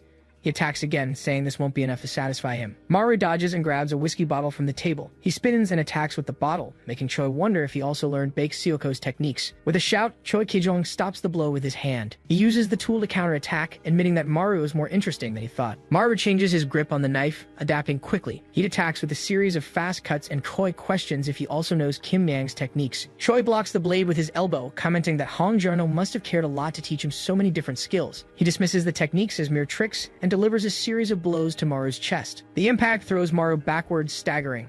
Choi Kijong lights a cigarette, finding the whole situation absurd. He takes a drag, questioning how someone with these skills managed to defeat Juno. As he reflects, Maru leaps onto a table to create distance. He launches himself from above, still convinced he can win, even if his opponent is stronger than Director Hong. Choi looks up, disappointed, as Maru realizes he needs space to execute his real plan. Choi Kijong tries to grab him in mid-air, scornfully asking if this attack is all he's got. He strikes him in the side, declaring his disappointment. Maru falls to his knees, coughing from the impact of the blow. With the cigarette between his lips, Choi states that he didn't defeat Juno, but that Jono led him. He concludes that Jono must have been going senile to be defeated by someone like him. Enraged, Maru screams and charges with his knife raised. Choi raises a hand, saying he'll teach him what Jono couldn't. He stops Maru's attack with ease, grabbing his wrist. His hand grips Maru's chest with force. With a single motion, he hurls him through the air, declaring that this asterisk is a real skill. Maru spits as he's thrown to the ground. Choi approaches, a little surprised he withstood the blow. He wonders if it was this spirit that made Jono like him so much. With difficulty, Maru props himself up and says he's heard a lot about him too. He taunts him, calling him one-eyed and pathetic, and mentioning how well-treated he used to be. Choi Kijong's expression hardens into pure rage. He attacks violently, kicking Maru in the chest and screaming. The blow sends Maru flying back, spitting from the impact. Enraged, Choi hits him again, yelling and questioning what he knows about him. He roars that he should have been the one to defeat Juno. As he knocks Maru to the ground, he yells that he didn't deserve it. Maru realizes he's being completely overpowered in strength, speed, experience, and skill. An image of his mother and sister in the hospital room flashes through his mind. He despairs, questioning how he can protect them if there are others as strong as Choi. Choi glares at him, asking what he should do. He prepares for a final blow, yelling for Maru to disappear if he can't get stronger. Across the room, Shim Youngyu cheers and encourages Choi. He continues, promising the company's shares, but suddenly his voice cuts out. A silhouette appears behind Youngyu, halting Choi's attack. Choi faces the mysterious figure and comments that he's been seeing him frequently lately. With a cigarette in his mouth, Detective Han Tae-sik tells him not to worry and to continue. He points a gun at Choi Kijong and states that he will also continue what he planned. With the barrel of the revolver in the foreground, he warns that if Choi takes someone down in front of the police, he'll take him down too. Choi raises his hands in surrender as other officers arrive, sarcastically claiming he was just teaching his junior a few tricks. As he's escorted away, Shim Eun-yu yells at the officers, who decide to let him go since he isn't today's target. Detective Han turns to Choi and comments that he seems to have aged. He then mentions that a kid managed to land a hit on him, and Choi looks at his own chest, confused. He sees a handprint on his shirt and begins to understand. He remembers the moment he punched Maru. Then he realizes that Maru used one of his own techniques immediately after seeing it. Choi is shocked, concluding that Maru copied all the skills, finding him an extremely interesting guy. He looks back, questioning if that was why Jono liked him so much. A police officer cuffs Maru and begins to read him his rights. As he's led away by two officers, the detective informs him that he's being arrested. Maru faces the situation with an intense gaze as he's told the charge is under suspicion. Shim Yoon approaches Maru, calling his name as the police restrain him. She promises to get him out of there as soon as possible and tells him not to worry. Maru just thanks her and asks her to take care of his mother and Naru. From a distance, Choi Kijong remarks that Maru still worries about his family, noting he has a long way to go before he's like Juno. With a smile, he wonders if it wouldn't be better to just wipe out the Charlotte crew and his family. Maru then turns and confirms the man's name is Choi Kijong, saying that even if he has to die, he vows to take them all down with his own two hands. Choi simply replies that he can't wait for him to get out, watching as the guards lead him away. Suddenly, Shifo and his men arrive. They ask Director Shim what's happening since Maru has been arrested. Elsewhere, Udain demands that Kim Yang go and save Maru immediately. Shim Yoon explains that the police ignored the trouble caused by Director Shim Young-yu and only arrested Maru, suggesting that World has insiders on the force. Udain questions why they should save that butcher, complaining that she lost her job and was hunted down because of him. Chifo's men protest, saying they've been through a lot together and need to help him. She retorts that if he'd gone to heaven, everyone would be comfortable. But they shout back that's exactly why they need to save him even more. They reveal that it's thanks to Maru that she can eat as much as she wants at Charlotte, leaving Udain stunned. Kim Yang touches Shim Yoon shoulder, who asks if what they said is true. Udain asks if she can only eat because of that butcher friend, and Shim Yoon confirms it. She then reveals that she treated her well because she was part of Maru's group. Udain reacts, realizing she didn't know this. One of the men asks where she's going, but Udain shoves him aside and tells them to shut up. She then turns and declares she's going to bring Hamaru back. The scene cuts to a police station at dusk. Inside an interrogation room, Maru sits across from Detective Han. Maru considers that even though Shim Yu-nong will get him out, Choi won't just stand by. The detective comments that he's changed a lot since the first time they met. Han then questions him about being involved in both the Ribs case and another police case.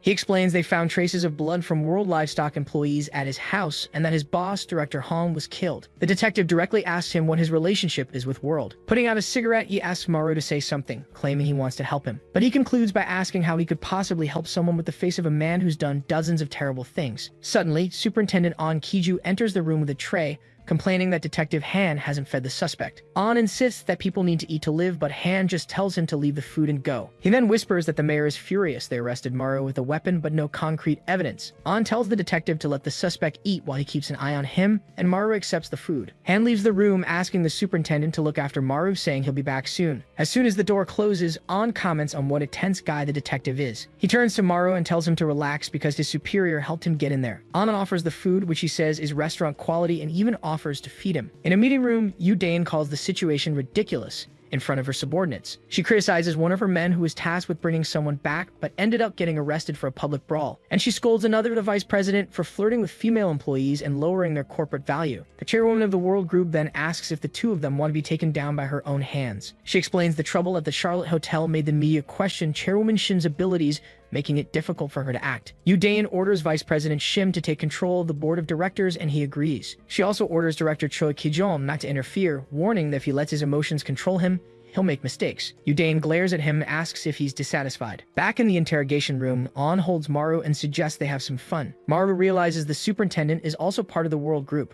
An confirms he's a quick one, but then he questions what Maru can possibly do with that information. Three men walk down a hallway that Detective An has cleared out with all the cameras turned off. Their leader states that for the next 30 minutes, no one will know what happens in there.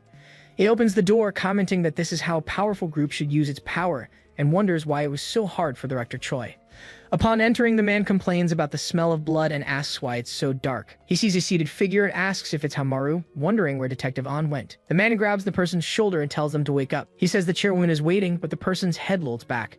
It's revealed to be Detective An, slumped in the chair. The group's leader looks to the side, shocked by what he sees. One of the men checks An's body and remarks that he killed a detective inside the station, noting that the body is still warm. The leader lights a cigarette and deduces he couldn't have gone far, ordering his men to find him first. He then addresses his army of men, telling them to find him before the other flies in the group get involved.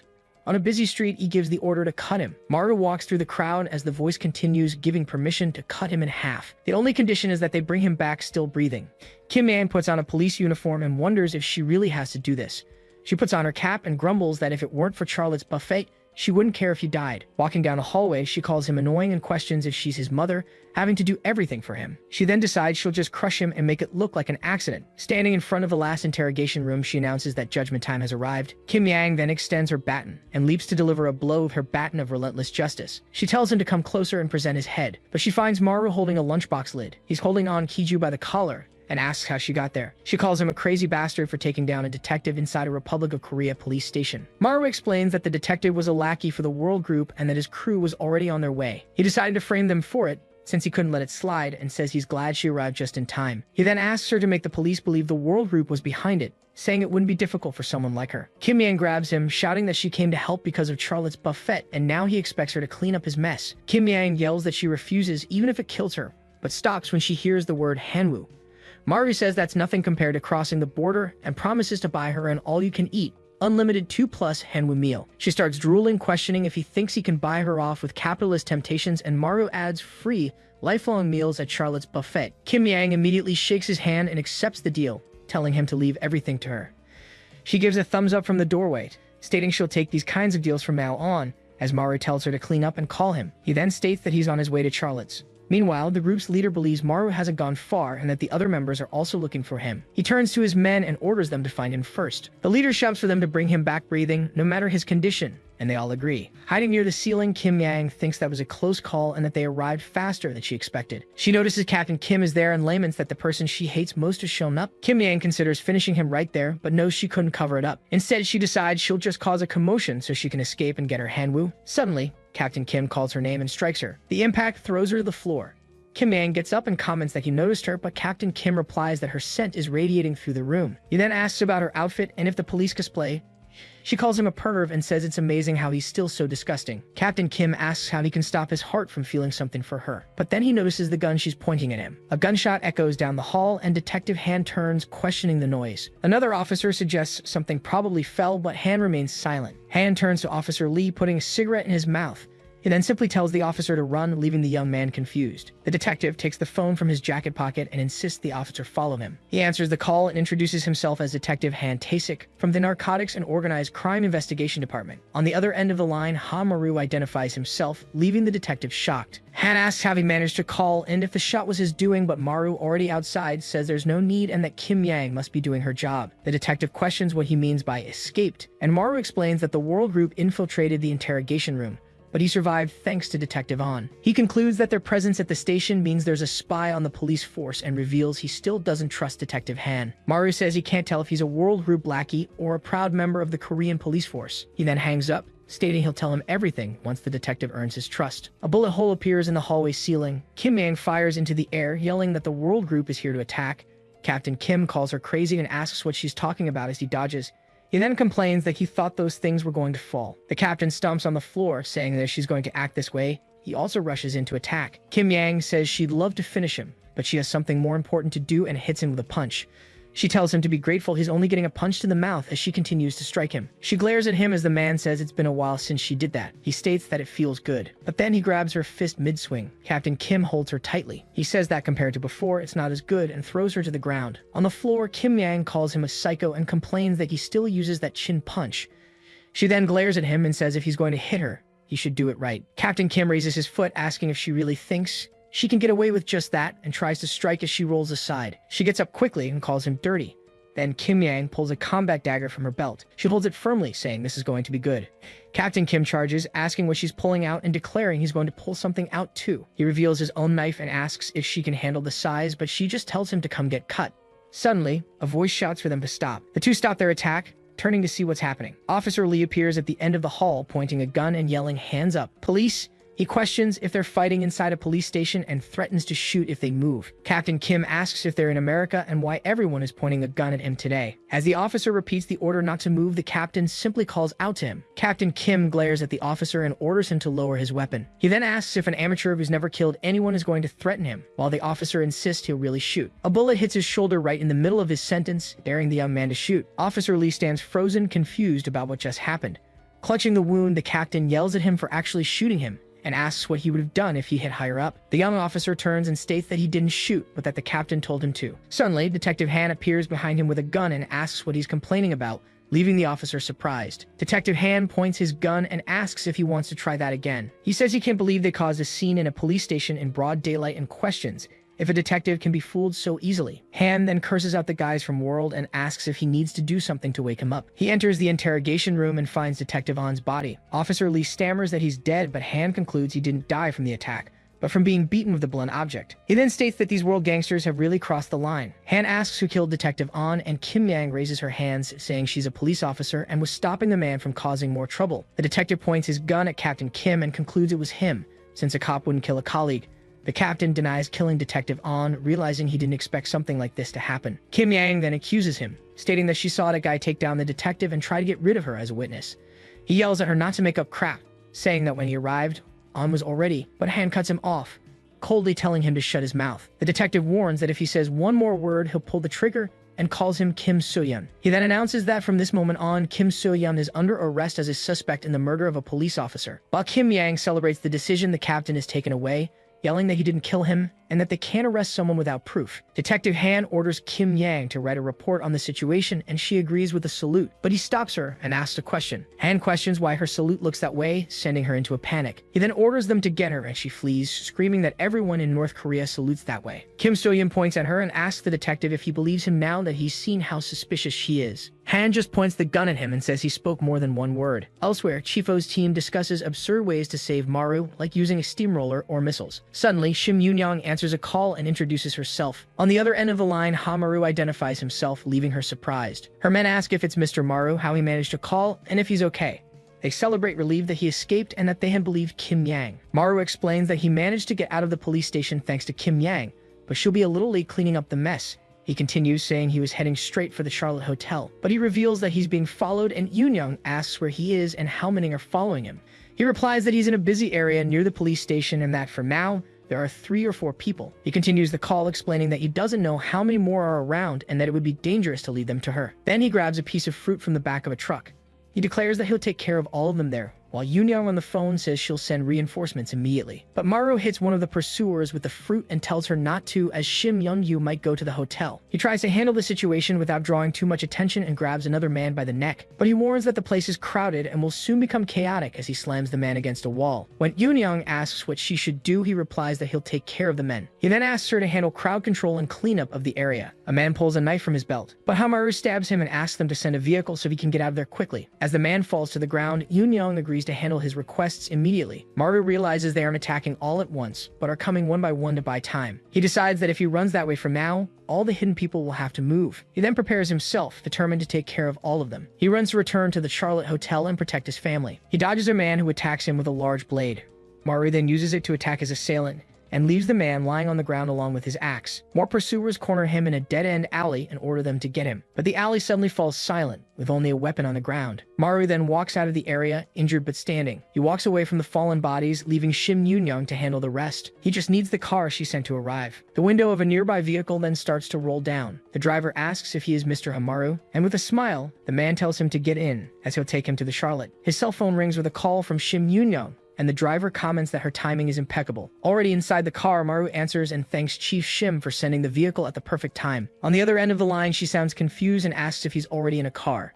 Shim Yoon informs him that her car is just leaving now and asks if he isn't mistaken. She asks if Mr. Maru is alright, but he just says he is and that he'll call back soon. Maru then hangs up the phone and stares at the driver in the rearview mirror. He asks if the man is also from World, and the driver flashes a sinister smile. The man then slams on the accelerator. The car's tires screech on the asphalt, and the vehicle speeds off. Back at the police station, Detective Han lights his cigarette and wonders why, of all people, it had to be Hamaru. He questions why a high-ranking executive like Director Kim would attack a low-level employee, and if Maru is such a huge threat to World. Han looks out the window and considers the possibility of a mole in the police force, just as Maru said. Outside, Kim So-yeon complains about that crazy cop who wanted to shoot him multiple times. He flips off the police station, grumbling that there's nothing that can be done. Inside the building, Detective Han makes the same gesture and states that he has no choice but to go back to the old ways. The car speeds down a road at sunset. Maru starts to unbuckle his seatbelt and asks the driver if he wants them both to die. Maru kicks the driver and yells for him to go to hell alone.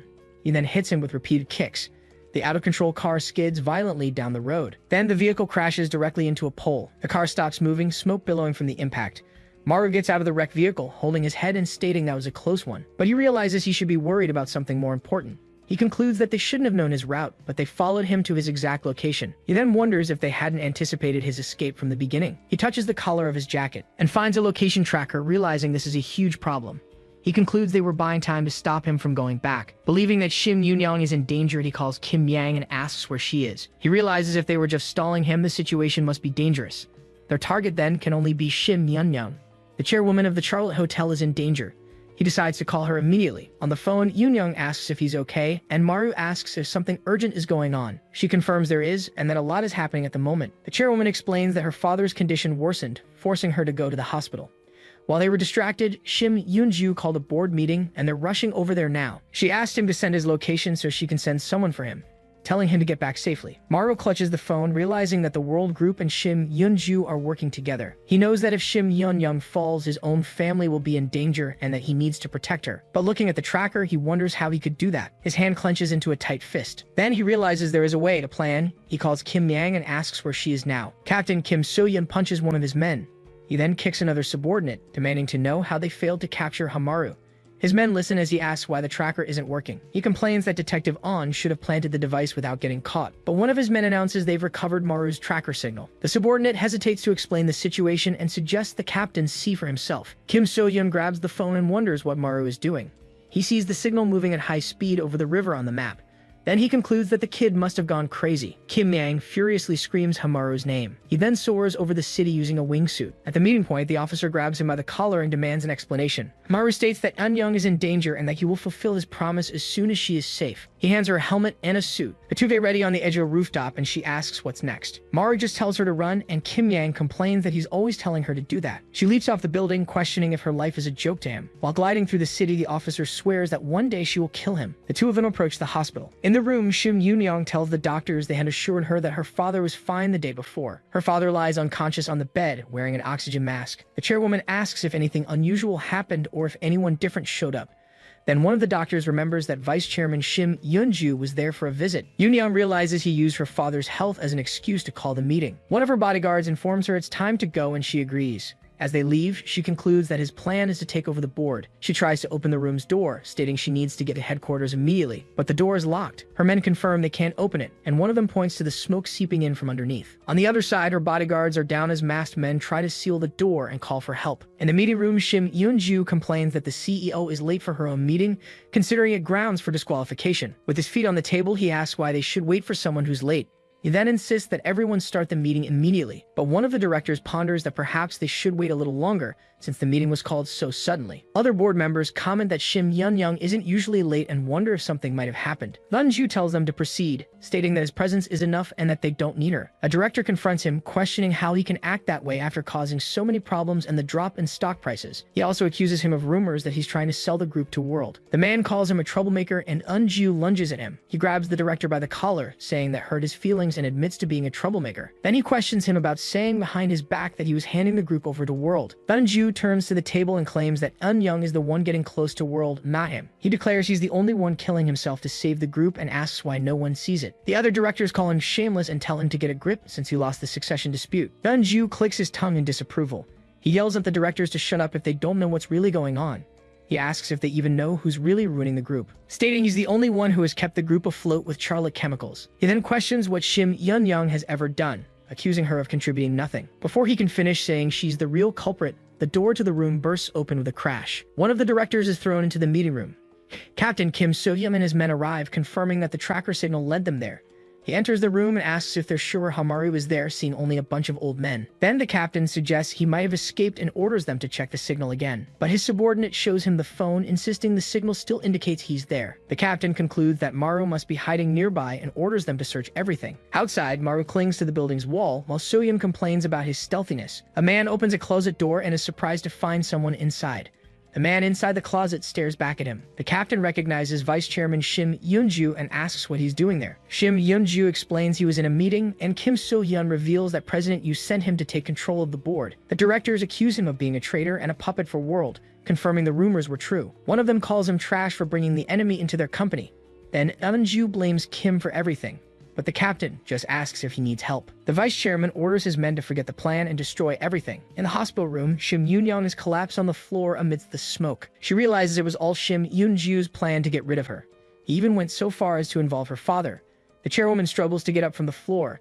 She understands that they are coming. Their goal is to eliminate this once and for all. The door to the room begins to shake from the impacts outside. She wonders if this is her end, but a voice in front of her says it's not. The same voice states that nothing is over yet. Shim Yoon-young looks at the outstretched hand before her and recognizes him. Maru, standing in the doorway, states that the end is something they will decide. The heart monitor shows stable vital signs. A doctor reports that, thankfully, the chairman's condition has stabilized, but he warns that due to his deteriorating health, they don't know how much time he has left. Yoon-young wonders how someone could kill their own father for the chairman's position. Maru asks if she plans to give up on everything, and she replies that it's already too late. He then assures her that he'll take care of her family, no matter what happens. Holding her face, he tells her to pull herself together as he has trusted her all this time. He states that he'll do whatever it takes to protect her. He then asks her not to give up and to believe in him. He says that if they're going to the board meeting, she'd better dress for the occasion. She asks how the outfit looks and he replies that it should do. While adjusting his suit, she remarks that the meeting must be over by now. She then suggests they should perhaps focus on the next shareholders meeting. But Maru reassures her, saying that if everything went as planned, the board meeting hasn't even started yet. Yoon-young questions him about his plan as a voice from the hallway orders to finish everyone off. In the meeting room, Shim Yoon-ju's men are attacked. Maru then reveals that he had already sent Kim Yang to the location. On the floor, one of the company directors lies fallen. Shim Yoon-ju approaches the body and asks if the man is really dead. He then argues with Captain Kim, who reminds him that he ordered his men to get them out of there. Amid the chaos, Kim So-yeon orders his men to find Maru, as he must be somewhere. Eun-ju concludes that the situation will create huge problems unless everyone there is sent to the afterlife, so he decides the solution is to take down everyone in the room. He approaches Kim So-yeon and suggests a civilized conversation. Then Eun-ju warns him about the consequences if he tells Chairman Yu that he ruined everything. The captain asks if that's a threat, but Eun-ju replies that it's a proposal. He then offers to help get rid of Executive Director Choi. Shim Eun-ju explains that if he becomes the chairman, he can easily help him. So-yeon calls him Chairman Shim and shakes his hand, asking what needs to be done. One of the company directors lets out a scream. Then Kim So-yeon kicks him, sending him flying through the meeting room window. The man falls past Kim Yang, who is on the outside of the building. She clings to the wall, watching as others continue to fall. Her position allows her to look into the room, trying to understand what is happening. Meanwhile, Shim Eun-ju assures the remaining directors they will get home safely if they listen to him. He then shows an authorization form asking them to support him with their shares and sign it. But one of the directors confronts him, questioning the document's validity. Eun-ju approaches and places a hand on the man's head, who asks what he's doing. He then grabs the director's hair forcefully. Next, he slams him against the table to show what happens when he loses control. He yells at the other directors that he has nothing to lose and wouldn't mind finishing them all off. Looking at the man on the floor, he remarks that people never listen to him. He then orders Kim So-yeon to throw all the directors out, and the captain prepares to obey. But one of the men kneels and begs for his life, promising to sign the document. A director kneels and pleads with Eun-ju, reminding him that he treated him like family since childhood. Eun-ju reflects that he was kind as a child, but questions his current attitude. Then he orders him to be thrown out, and Kim So-yeon hurls him away. Another director named Kang tears up a document and defies him. He states he isn't afraid and wouldn't have joined Charlotte if he were. Then Eun-ju congratulates him on his boldness, calling him his father's right-hand man. But then he asks him who would get his shares if he died. He continues, threatening them if they also refuse to cooperate. Director Kang finally gives in and agrees to the terms. He signs the document, admitting he wasn't thinking clearly. Near the window, Kim So-yeon complains that he wouldn't have to deal with Eun-ju if he had caught Maru. He looks at his phone, which still shows Maru's location, and wonders where he is. So-yeon concludes that unless the tracker is broken, his target must be nearby. He consoles himself, thinking he won't get in trouble for losing Maru since he helped the vice chairman. As he looks down to deal with the bodies, he is surprised to see Maru on the floor below. Kim So-yeon looks down through the broken window and wonders what that is. He realizes someone is there and can't believe his eyes. He then yells Hamaru's name. Then he reaches out to grab her. Stomping down, he calls her a rat. He pulls her into the room, asking where she thinks she's going. Kim Yang falls hard to the floor, and So-yeon remarks that she must have strong arms. He says she should have stayed hidden and that now she won't be disappearing again. Then he wonders how he should deal with her. Shim Eun-ju approaches and asks if he found Hamaru. He remarks that everything is practically settled now, but he's hit by a sudden kick. Kim So-yeon, the true target of the attack, turns around in surprise. He looks at the newcomer, questioning what is happening. Hamaru appears at the room's entrance, holding a knife. So-yeon then realizes the person he captured wasn't his real target. Kim So-yeon questions who the person in front of him is as they slowly start to get up. He looks on in shock, glancing between the figure in the suit and the real Hamaru at the door, wondering if there are two of them. Kim So-yeon wonders aloud if there are two Hamarus. He then questions if the man standing at the door is the real one. If that's the case, he looks to the side and wonders who the helmeted figure is. He then smirks and decides it doesn't matter. Then he moves forward, stating that he just needs to kill them both. Maru readies himself, concluding that this must be the group's leader. He charges, planning to finish him off quickly so he can deal with the board of directors. But something unexpected happens. Kim Yang hits Kim So-yeon with a punch and calls him a capitalist. The captain falls to the ground. Shim Eun-ju calls them cowards for their surprise attack. He then orders his men to get them all, and they charge forward. Lying on the floor, So-yeon says he now understands who hit him. He identifies her as Kim Yang, not Hamaru. Kim So-yeon prepares to attack, but is stopped by Shim Eun-ju. Eun-ju reminds him that the priority now is to capture Hamaru quickly. The captain gets angry, questioning who he thinks he is to give him orders. Shim Eun-ju then reminds him of the promise he made to make him the chairman. He concludes that if Maru is here, his father Yoon-young must be dead, but a voice interrupts him. A figure enters the room and asks who he was talking about. Both Eun-ju and So-yeon turn in surprise, recognizing the voice. Shim Yoon-young enters the room and her brother asks how she got there. She states she's not going anywhere while he's alive. Eun-ju laments, losing the chance to get rid of them both at once. The chairwoman approaches the directors and asks if they're all okay. They express relief at seeing her and ask about the chairman's health. Her brother also approaches and asks about their father. He wants to know if their father is still alive. Yoon-young then slaps him and calls him insane. Shim Eun-ju questions her about their father and states that she won't get any help anyway. Holding the document, Eun-young confronts him for using their father for something like this. She then asks if he's given up on being human. Her brother accuses her of not understanding the situation and claims he has already convinced the board of directors. He continues to gloat, but his expression suddenly changes. His sister then snatches the document from his hands. She rips it up, questioning if he's campaigning with a paper that hasn't even been legally registered. Shim Yunju admits he didn't know about the legal registration requirement. He turns to Captain Kim and suggests a small change to their contract. With the promise of becoming vice chairman if he does this, Soyeon moves toward Yunyang, but she stares him down, remaining motionless. Then he's intercepted by a combined attack from Maru and Kim Yang. Kim Yang complains about everything she's been through because of him. Maru then instructs her to evacuate Shim Yunyang and the others first. He turns to Kim Soyeon, declaring that he now has business to settle with him. Shim Yunju yells for Captain Kim to go after the ones fleeing, but Kim Yang tells him to shut up. Kim Soyeon takes out his knife and says he doesn't need to be told. He then charges, shouting that he would have torn her to pieces anyway, but a voice tells him not to look away. Maru blocks his path, declaring that he is his opponent. As she leaves, Yunyang asks Mr. Maru to be careful. Soyeon asks if he'd rather go first, then attacks. He then tests Manager Hong's skills with a strike. The blade slashes close to Maru. Maru concludes that because he was focused on his fists, he couldn't avoid it. He decides he can't let his opponent attack first, so he rushes forward and hits the captain with a kick. He knocks Soyeon to the ground and readies for the final blow, but the captain blocks the attack with his arm, calling him a gangster. Soyeon is surprised Maru knew that move and landed a clean hit. Kim Soyeon pushes off the ground into a kick. He identifies himself as the strategy captain of the world group as Maru dodges the attack. Then he lands a direct hit, but the captain realizes his attack was stopped. Maru managed to catch his leg in midair. He then uses the momentum to slam Soyeon to the ground. The captain calls him arrogant. Maru moves in. Then he hits him with a series of rapid blows. Soyeon falls to the ground, defeated, as Shim Yunju shouts for him. Yunju questions how he could receive the vice chairman position being so weak. He regrets not asking Senior Director Choi for help. Soyeon tells him to shut up and hits him with a kick. Shim Yunju falls to the floor, unconscious. The captain gets up, complaining that his ears started to hurt from all the noise. Maru watches Kim Soyeon get up, not understanding what's happening. He wonders how Soyeon can move like that after taking so much damage. He realizes his opponent's indifferent posture isn't something a normal person could pull off. So Maru stares at him and asks if he's incapable of feeling pain. Kim Soyeon cracks a wide smile and confirms his suspicion. Maru watches him, wondering how he can move like that after so many injuries.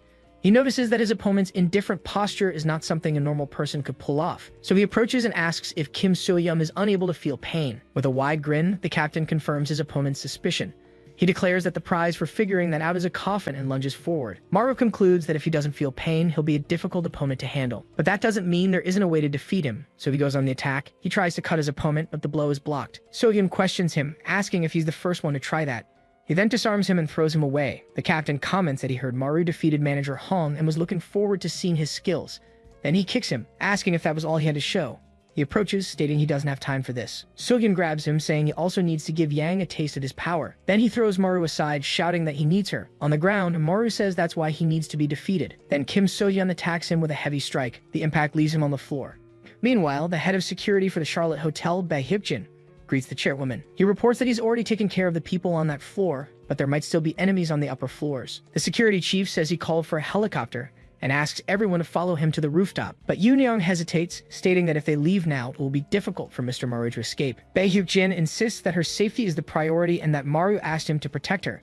Kim Yang reassures her, guaranteeing that her comrade is the type to return even from hell. The chairwoman finally agrees and they prepare to leave. As they go up the stairs, she asks Bae Hyuk-jin to promise to bring Maru back safely. Back to the fight, Maru presses a piece of wood against Kim Soyeon's neck. He concludes that even if his opponent doesn't feel pain, he's still human. Maru compares him to a pig, stating that he's not much different from one. He then says that pigs have a thick layer of fat and don't go down easily unless you hit their vital spots. Maru hits him in the head with a spinning kick. Kim Soyeon states that he's not interested in him, as common damage only makes pigs wilder. Maru picks up a hammer and mentions the rule for slaughtering pigs. He then strikes his opponent several times with the hammer. Maru is surprised by his adversary's resilience. Soyeon admits that it actually made him dizzy. He gets up and faces Maru. Then the captain says he should have prepared a tonkatsu hammer and attacks him with his knife. Maru concludes that things will get worse if the pig goes into a frenzy. He decides not to aim for a weak spot but to restrain his movements instead, so he hits his opponent's thigh with the hammer. Kim Soyeon expresses surprise that he knows how to use his brain. He questions how Maru can exert so much force with a toy like that. Maru then incapacitates his arm and then his leg. The captain admits that he's tough, but that it's not over yet. Kim Soyeon charges forward, shouting that it wasn't enough to stop him. Maru understands that there's no right answer and that he can't defeat him with this, so he runs towards his opponent. Kim Soyeon asks if he still has an ace up his sleeve and claims he's starting to like him. He hits his adversary's chest, concluding that no physical trauma will likely work, but he knows his opponent is still just a human being. He then decides that if he can pull it off, he might have a chance. Maru looks at his hand and realizes his strength is far inferior to the original master of that technique. Even so, he attacks with the move once more. The impact sends Kim So-yeon flying backward. Maru steps back as his opponent falls to the ground. He looks at his own hands, realizing the heavy toll the technique takes on his body. A sound makes him turn his head in surprise. On the floor, Kim So-yeon comments that it's the first time he's felt his body tremble. He then gets up, stating that the feeling is splendid.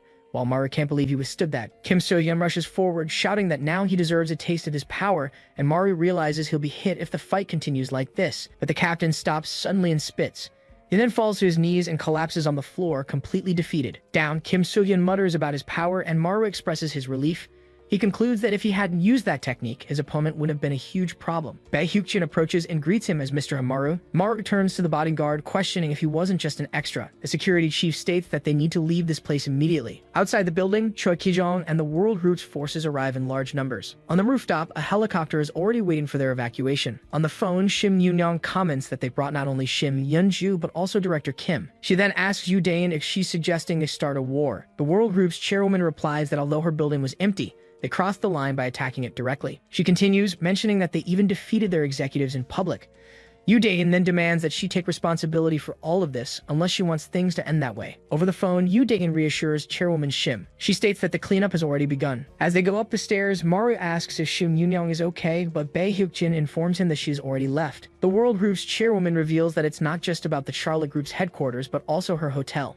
She then promises that they will take responsibility and clean everything up. They will make it as if nothing ever happened, as if nothing had ever even existed there before. In front of a huge building, a security guard complains about having to work overtime. Manager Lee Kyung announces it's already 8:48 p.m., and they won't be getting paid for the night shift. He emphasizes that they're really not making anything from this, so he orders everyone to finish the job quickly so they can go home. But the men suddenly stop as they enter the building. The manager asks why no one is there and warns his team not to let their guard down. He then orders them to search everywhere, as they might be walking into an ambush. One of his subordinates shouts that the place is also empty, but the manager insists it's impossible for them to be gone. The manager kicks a door open, but finds no one there either. He then concludes that they all just ran away and abandoned the base. He realizes they really took everything and just left. Annoyed, he complains that they'll have to work all night until a subordinate calls him over with a problem. He turns and warns them not to talk to him unless it's about the location of Charlotte's people. The man then reports that all the exit doors are locked and the elevators aren't working. The manager finally understands that Charlotte's people weren't avoiding a fight, but trapping them instead. In the next instant, a huge explosion engulfs the base of the building. Choi Ki-jong stares down at Kim So-yeon on the floor, finding it illogical that he ended up like this after everything he said to the president. He then questions him for ending up this way, and adds that he couldn't even handle Han Maru. Ki-jong then notices the wound on So-yeon. He moves closer to get a better look at the injury. With a wide grin, he admires what he sees. He then realizes the kid has improved and that their next fight will be fun. Meanwhile, Maru asks Bae Hyuk-jin if Shim Yoon-young is okay, but he replies that she's already left for the hotel in Busan with her family. Maru questions why they would go to Busan, but Hyuk-jin just states that they're going there too. He explains that the World Group already controls most of Seoul, so President Shim has been setting up base in Busan lately. That way, even a World Group will have a hard time breaking in. Maru agrees to go to Busan, and they run towards a door when the car is waiting. At the Charlotte Hotel in Busan, President Shim walks through the lobby. She asks about the location in Seoul, and her subordinate informs her that it has been activated, and they're making it look like the World Group's doing. Shim Yoon-young questions her subordinate about the location of the Japanese. He informs her that the people from Do Ranch are on their way, but it might take them a while to arrive. The president then orders him to hurry them up, as the situation is dire. Suddenly, a young woman named Han Naru hugs her, saying she missed her. Naru comments that the hotel is great and that she hopes her brother doesn't show up. Yoon-young then asks where Kim Yang is, who was supposed to be with them. The girl replies that Ms. Kim had some business to take care of and will be a little late. On a helicopter, Kim Yang reacts to what she just heard. She questions if they're really going to the Charlotte Hotel in Busan and not the one in Seoul. One of the men explains that they need to regroup at the Busan location to prepare a counterattack. Yoo Dae-in adds that they won't be able to go to Seoul for a while, so this is the best option for now. Kim Yang apologizes to President Shim and opens the helicopter door. An officer asks if she's trying to get disposed of like Captain Kim, but she replies that she left something behind in Seoul. She then jumps out of the aircraft, shouting that she needs to get what she forgot.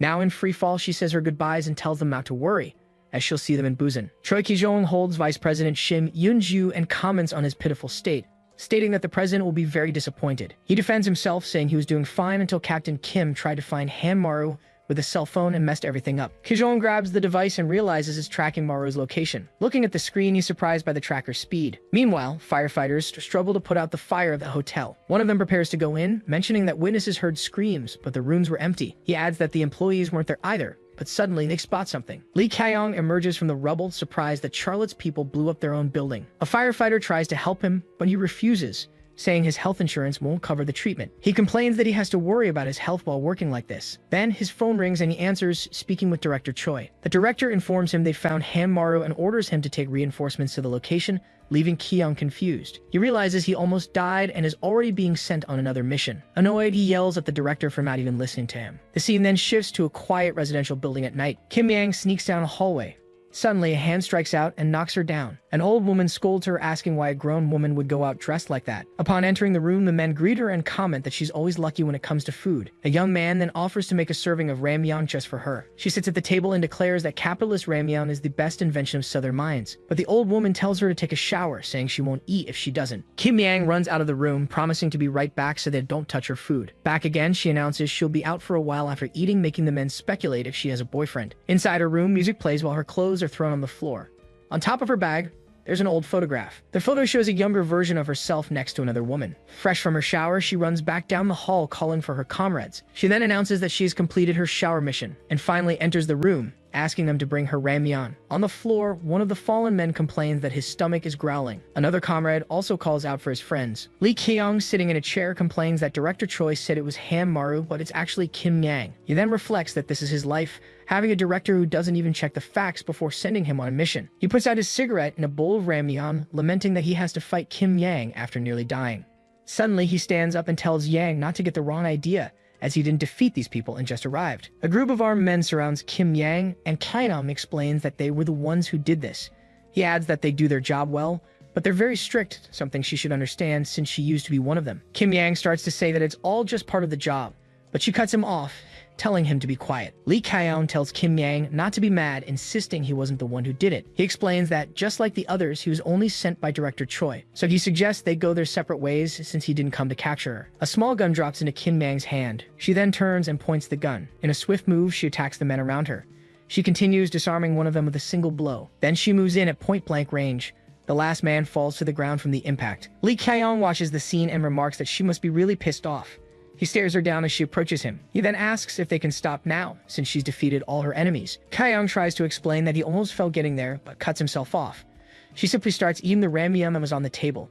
He then realizes she was just hungry. Lee Kyung comments that she should have just said so, but questions why she eat ramyeon with cigarettes. He then offers to buy her a tasty meal when they get out, asking in return that she pretends she never saw him. Kim Yang cocks her gun and states that there's nothing in the world, and then points the gun at him, finishing that nothing is as tasty as the ramyeon from this place. In an alley outside, the rain pours down heavily. A group of men runs through, yelling that she's wounded and couldn't have gone far. One of them, injured, swears he'll take her down as soon as he finds her. But he can't go on and collapses to the ground, feeling cold and hungry. He then wonders if this is how it's all going to end, and laments that if so, he'd like to eat a bowl of hot ramyeon to pass on with no regrets. Back at the apartment, the old lady and the other men wonder how long Kim Yang is going to sleep. One of them comments it's been over 20 hours and he thought she would have woken up by now. They watch her sleep, and one of the men suggests she must have some story behind her. The young man holding the ramyeon decides that since she's still sleeping, they'll have to eat by themselves. But upon hearing the word ramyeon, Kim Yang finally wakes up. Sitting on her bed, Kim Yang eats ramyeon while the other residents comment that she should be the one making lunch. During dinner, the old lady serves a meat dish and warns that whoever eats the most should be the last to get a serving. One of the men laughs and says that's just capitalism, advising the other to start a revolution if he's upset. Two other guys assure her they'll still save food for Yang, even if she eats a lot. That place where she could laugh comfortably was her home. But back in the present, she points the gun at Lee Kyung and accuses him of breaking everything. She then strikes near his feet. Kyung hits her with a punch, yelling that he already told her he didn't do anything. He grabs her face, complaining that he almost died and hasn't even been treated yet. She retaliates with a knee strike, stating that she won't be so upset if she just defeats all of them. He doubles over from the impact of the blow. Then he glares at her. Kim Yang hits him on the head with the butt of her gun. The blow throws him backward. He then complains that working overtime is so annoying. Kim Yang points the gun at him and warns that if he's not going to listen. Lee Kyung picks up his tool, talking about the weather. She asks if he really thinks she'll fall for that talk, but he replies there's nothing he can do if she doesn't believe him. He then looks at his watch and complains that he hates working 2 days straight without sleep. Kyung then declares they'll finish this in 10 seconds. A black car speeds down a highway. Inside the vehicle, a man confirms that Mr. Lee has arrived, checking the location on his phone. Choi Ki-jong informs Shim Yeon-ju that Shim Yoon-young went to Busan, which he considers bad news. Leun-ju explains that, as he knows from experience, that place is really hard to conquer. He describes it as a fortress built with defense in mind, one that held out until the very end during the last war. Worried, he wonders what they'll do, as it will be difficult if she stays there. But Kijong smiles and tells him not to worry, suggesting they turn the tables. He explains that if she went into that place, it means she'll have no way out. Back to the fight, Lee Kyong attacks Kim Yang with his weapon. She dodges and shoots him at point-blank range. Lee Kyong deflects her shot with his hand while blocking her attack with his baton. She then kicks him in the chest, forcing him back. Kim Yang seizes the chance and hits him on the head with the butt of her gun. He recovers and attacks with a blow that cracks the floor, but she manages to dodge it. The impact of the blow throws her backward just as time runs out. She collects herself and says that 10 seconds wasn't enough. Lee Kyong yells that now he's really getting off work. He advances toward her and she challenges him to bring it on. Kim Yang yells that he wouldn't let her leave even if she killed him. He replies that he'd rather sell his soul than let her escape. Suddenly, his expression changes. Kim Yang throws herself backward, shattering the apartment window. She then says that if he wants to get off work so badly, she'll let him rest forever. An attack grazes Kyung's face. Outside, a blonde man smirks amidst the chaos. An explosion lights up the night, coming from one of the apartments in the residential building. Shim Yunju gets out of the car and asks if Manager Lee was responsible for the explosion, finding the method too flashy. But Choi Kijong notes that such a messy method isn't Manager Lee's style. He then realizes something is wrong. Amidst the frightened crowd, Kim Yang uses the confusion to escape down an alley. Her escape leads her to the entrance of a veterinary hospital. A group of armed men runs past the location, calling Kim Yang a traitor and ordering everyone to find her. Inside the hospital, a veterinarian and his assistant are startled by the noise outside. Wounded, Kim Yang suddenly appears and gestures for them to be silent. She then tells them to stay quiet while she makes a call. A trail on the ground leads to a dark alley. Choi Kijong stops and observes the area. He follows the stains, which lead to a veterinary hospital. Kijong approaches the building's entrance. Inside the hospital, the trail of blood continues across the floor. The veterinarian and his assistant are startled by his presence and ask if he's there for an appointment. Kijong then asks if a woman was there and demands to know where she is. The assistant explains that she received treatment, grabbed her shoes, and left through the front door. He finds this strange as there was no one outside. Suddenly, Kijong spots a van and orders them to chase it. In the van, Maru asks Ba Hyuk-jin what happened and why he's still in Seoul. He reminds him that he was supposed to go to Busan with Shim Yoon-young. In the back seat, Kim Yang explains that she needed to take care of some things for the next day. Maru asks what she needed to do, but she tells him not to worry. She just tells him to wait and see, and that he'll have to thank her if his life is saved because of it. A winding road cuts through the darkness of the night. Several cars at high speed follow the same path.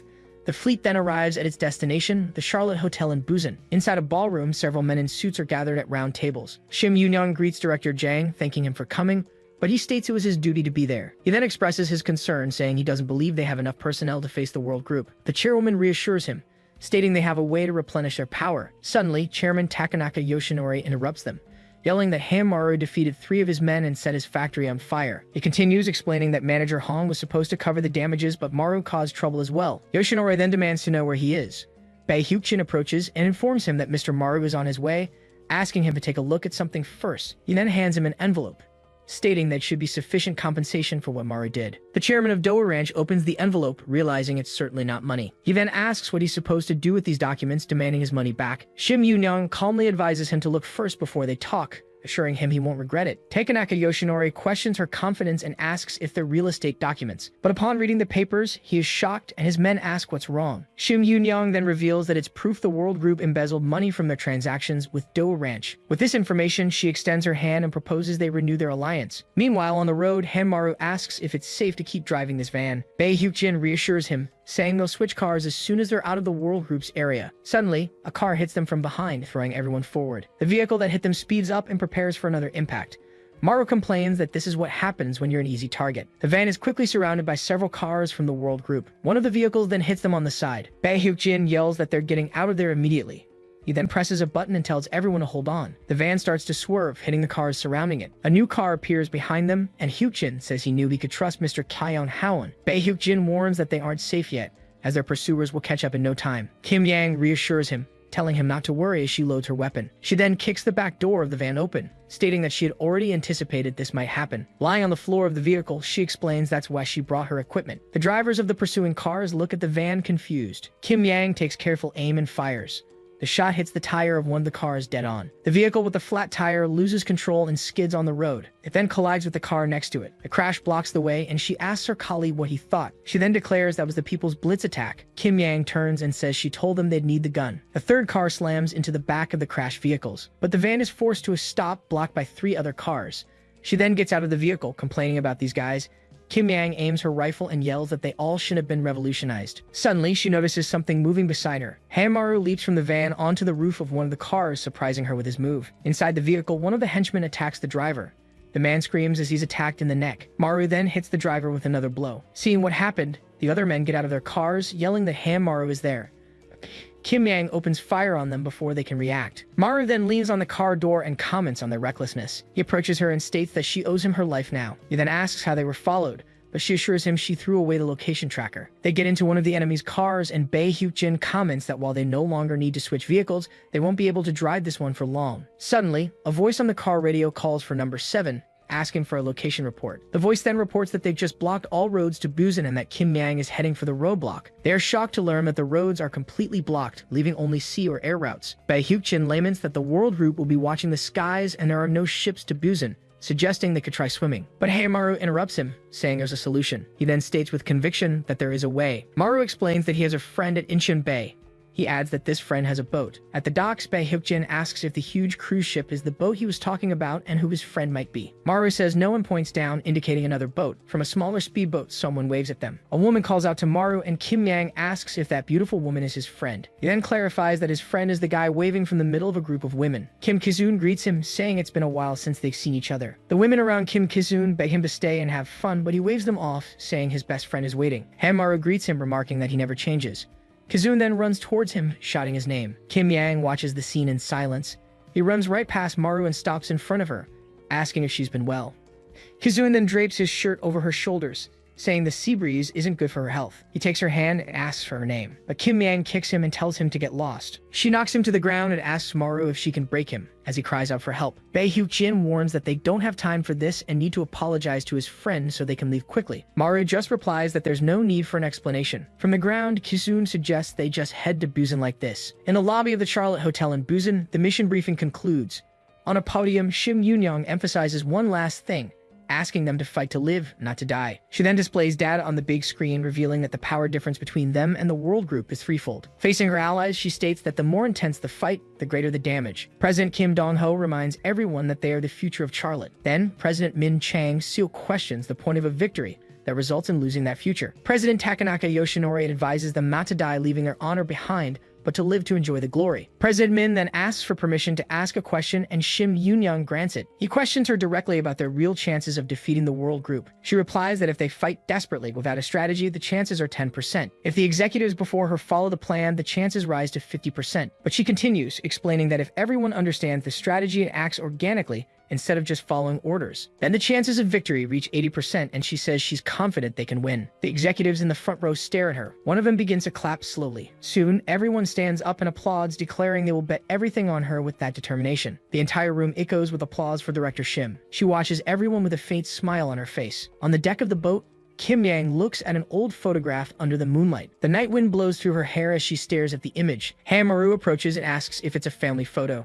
He then asks if the woman in the picture is her mother, and if she's in North Korea. Kim Yang replies that she doesn't know if her mother is alive or dead. She explains that when she arrived in South Korea, she thought she had found people who look like her mother, but she clenches her teeth and remembers they were all no good. Maru then opens a can of a drink without saying a word. He offers the can to her and simply tells her to drink. She takes the drink and says they should take the chance to rest, as they won't be able to when they reach Busan. They toast and she thanks him for the words of comfort, apologizing for making him work all day. As the boat cuts through the sea, she asks where the snacks are. Inside the vessel, someone's shadow climbs a ladder. Bae Hyuk-jin asks Kim Ki-soon if it's okay that he's not piloting the yacht. Ki-soon replies that it's fine as the autopilot is on and there's something more important to do. Bae Hyuk-jin points at Kim Ki-soon and asks what his deal is. He presses him, questioning how he knew they were going to Busan if Maru had revealed the destination. Ki-soon smiles and states that from the way he talks, he must be from the Charlotte group, but Hyuk-jin just tells him to answer the question. He then holds up 3 fingers. Ki-soon explains that by knowing 3 things, you can figure out everything. First, that Maru used to work for the World Group. Second, the rumors of war between the Charlotte Group and the World Group. And third, the surveillance on Seoul's roads and airports. He continues, deducing that Maru got caught in the middle of the war, and that the situation is dangerous since Kim Yang is injured and they need to get out of Seoul. With the roads and sky blocked, the only option is the sea. And since there are no regular routes from Incheon to that area, the only alternative left is Busan, which is why Maru called him. since he has a boat. But Kizun expresses his confusion, saying that Maru doesn't seem like the type of person to get involved in something so big. Hyuk-jin then puts away his gun and prepares to ask one last question. He wants to know why, even knowing everything, Kizun is still helping Maru since the risk is so high. Kizun starts to answer, saying that Maru is.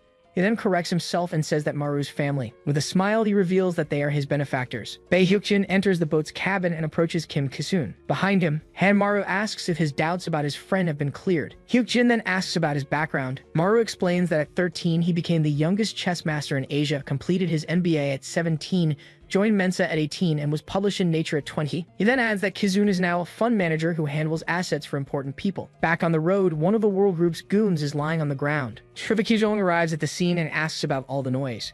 He then observes the scene carefully. Kijong notices that vital points aren't Kim Yang's style and wonders if Han Maru was with her. He turns to leave, stating that they will go to Busan, but his subordinate asks if they shouldn't capture the two first. Kijong explains with a smile that if the Charlotte group falls, he'll have nowhere to run and will end up in Busan anyway. He then declares that he'll see Han Maru in Busan. In the World Construction Building, a man walks with his subordinates. Vice President Ma Taewon comments that he was craving some hot Busan soup and that everything worked out. He then orders everyone to hurry to Busan to finish off Shim Yun-young and have a bowl of soup. A man tells his subordinates that they can't fall behind the other affiliates. President Che Jae-chul then declares that they will be the ones to capture Shim Yun-young. In a military truck, someone comments that he heard the other affiliates are also heading to Busan. Inside the vehicle, Kim Soo-hayan puts something on his neck. He informs his men that its use is a direct order from the chairman. With a smile, Soo-hayan concludes that they need to finish them all. Meanwhile, firefighters are battling a blaze at the residential building. One of them prepares to go in as soon as the fire is under control, questioning the number of accidents in the neighborhood. The flames consume one of the apartment windows.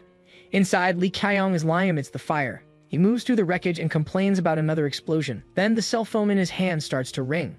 Lee Kyong answers the call and confirms to Executive Choi that he's alive. On the other end of the line, he's ordered to work overtime and go to Busan immediately. He then lights up, complaining that he planned to take half the day off tomorrow. He decides that first he'll need to write his resignation letter. With his arm and foot in casts, Kim So-yeon walks over and comments on the number of men who showed up. They all gathered just to capture one guy from the Charlotte hotel. One of the men greets him and asks about the sample, while others question his presence. He confirms the drug was good and asks for more, but is told it was just a sample to be used responsibly. Kim So-yeon then asks why everyone is standing outside instead of going in. The man explains they're discussing what to do since there are civilians on the premises. One of them suggests just going in, but another objects wanting to keep civilian casualties to a minimum and not pressure the chairwoman. Choi Ki-jong argues their orders override that concern, but he's told they shouldn't be reckless. From inside the hotel, Shim Yoon-non watches the argument. She notes that they are not united at all.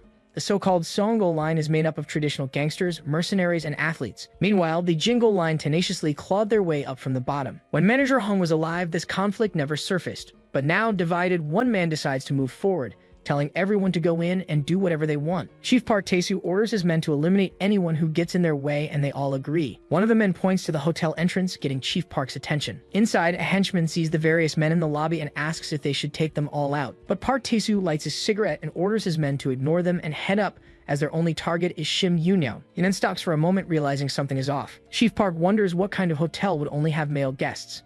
He stands in the dimly lit lobby. Then he realizes it's a trap. Suddenly, the lights go out. The men shout to turn on their flashlights, warning that the enemy is here. In the darkness, one of the goons is struck down. Then, a man with a sword charges at Chief Park's men. He remarks that the world executives aren't as tough as he imagined. Surrounded, his men confirm they defeated everyone there. Another man cleans his sword and warns them not to let their guard down, because the war is just beginning.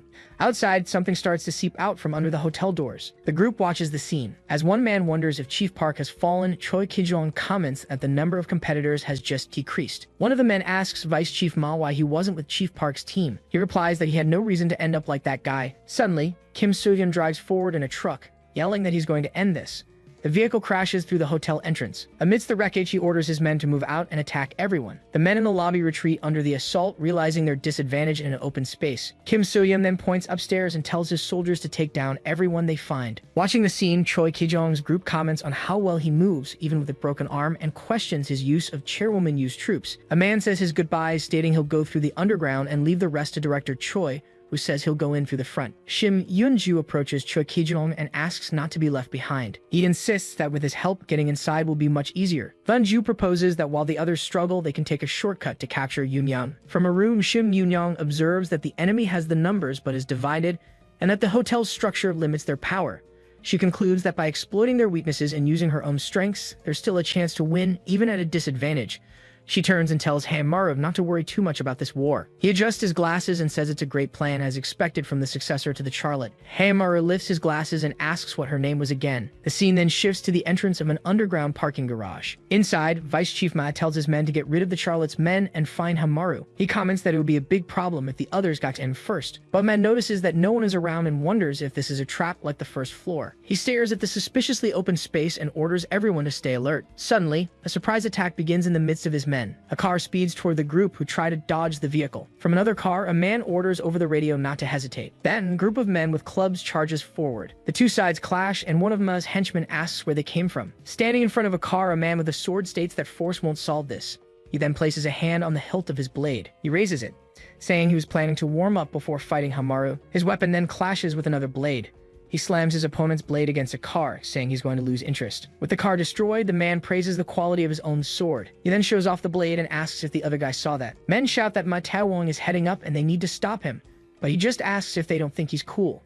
He stares down one of his opponents, saying that when someone asks a question, then he lunges forward with his weapon drawn, demanding an answer. Elsewhere, a group is heading up the stairs as their leader says the hotel has 16 floors and that he saw a staff floor in the guide. He claims Shim Yunyang must be on the 12th floor, but just as he mentions they're on the 11th, he's hit by an attack. The other men realize there's a sniper and take cover. The group's new leader tries to locate the threat down the hallway. He uses his phone's camera to look from a distance and spots his silhouette. The sniper is Kim Yang in position with her rifle. Back in the parking garage, Ma Taewong stands before an elevator, wondering which floor he'll find Hamaru on. He deduces there wouldn't be many forces on the front lines as the elevator panel shows the second basement level. He concludes most of them must be with Shim Yunyang and decides to head to the top floor first, just as the elevator door opens. But he looks inside and stops in surprise.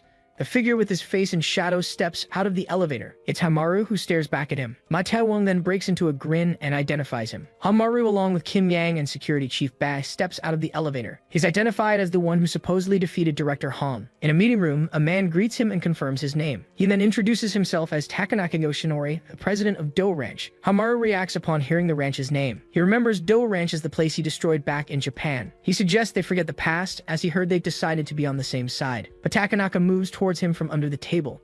He questions the meaning of this. Hamaru, holding a pen, asks if he came to challenge him. Takanaka stares him down as he grips the pen tightly. He then invites him to strike, if that's his will. A voice interrupts, telling them to stop. Shim Yunyang enters the room and states that their common enemy is World. In the parking lot, Ma Taewong wields his sword, cursing Hamaru. He then shouts about how much he wants to fight. Ma Taewong charges with his sword, yelling for him to fall, but Hamaru dodges the blow. He then questions when they've ever met before. Hamaru steps back, surprised that he isn't in a position to block him. He then notices something in his opponent's hand. Ma Taewong reveals he used the sword's sheath and questions if a trick like that would work on him. Hamaru calls him a coward, just as expected from someone who betrayed his own benefactor. He then charges again, but Hamaru dodges his attacks. Ma Taewong's strikes are clean, fast, and controlled. He isn't just brandishing his sword for show. Ma Taewong is a true swordsman. With a knife in hand, Hamaru stops and asks why he did that. Ma Taewong grips his sword, stating that Jono adored him. He then screams, asking why he did it. The scene then shifts to a pigsty. In a memory, Hong Jono reigned like a king. He remembers being just a pig in a cage under another's control. That seemed to be his destiny forever. But Jono saved him from that hell. He then tells the men to go and become the chairwoman's pigs. When Choi Kijong suggests he return to headquarters, Juno replies that he'll raise new pigs right there. Thus, Ma Taewong's skills were recognized and he was promoted to vice president. But Juno remained his king and the idol he aspired to surpass. He attacks again, demanding to know why Hamaru murdered Juno. Hamaru blocks the strike as Ma Taewong screams for an answer. In the hallway, the group's leader identifies Kim Yang through his phone screen. She regrets that it isn't Hamaru. An object is thrown in her direction, but she says that this isn't bad either. Her eyes widen in surprise. A smoke bomb lands at her feet and activates. Engulfed in smoke, she complains she can't see anything. A man charges with a knife through the smoke, heading for Kim Yang. He blocks her rifle and greets her, saying he heard the news. He then accuses her of betraying World and switching to Charlotte's side. The man grabs her and asks how much they gave her to switch sides. He then pulls out a gun and offers to triple whatever she received. He invites her to work with him, but Kim Yang deflects the gun, saying it's no use trying that here. She then states that she won't work for a guy like him. He says it's a waste and that she leaves him no choice. He moves in, saying he needs to send her to her comrades from Gashiwan. But Kim Yang blocks his knife with another, questioning the mention of Gashiwan. She asks how he knows about that, and he reveals he sent his men there. Kim Yang then punches him in the face. She steps on him and asks if the men in suits at Goshiwan were his men. She prepares to strike again and asks if he gave the instructions. Then she attacks him and screams, questioning if he also sent them after the others. The man on the ground asks why they were so important and what it mattered. He then gets up and states it was his job, and that anyone who gets in the way will fall. Kim Yang glares at him, furious. She then warns him that he won't get off easy today. Meanwhile, in the other fight, Hamaru shields himself from the debris and comments on the mess. He needs to move a lot to dodge Ma Tae-won's long sword, even if he tries to aim for the moment right after the strike. It's not easy due to his opponent's skill in handling the weapon. He's a monster of multidimensional skills, making it hard to find his weak spot. Hamaru compares him to Director Hong, while Ma Tae-won questions if that's all he learned from Juno. Then Hamaru realizes there's only one way. Just like in his fight with Director Hong, he won't dodge. Instead, he'll face him head-on.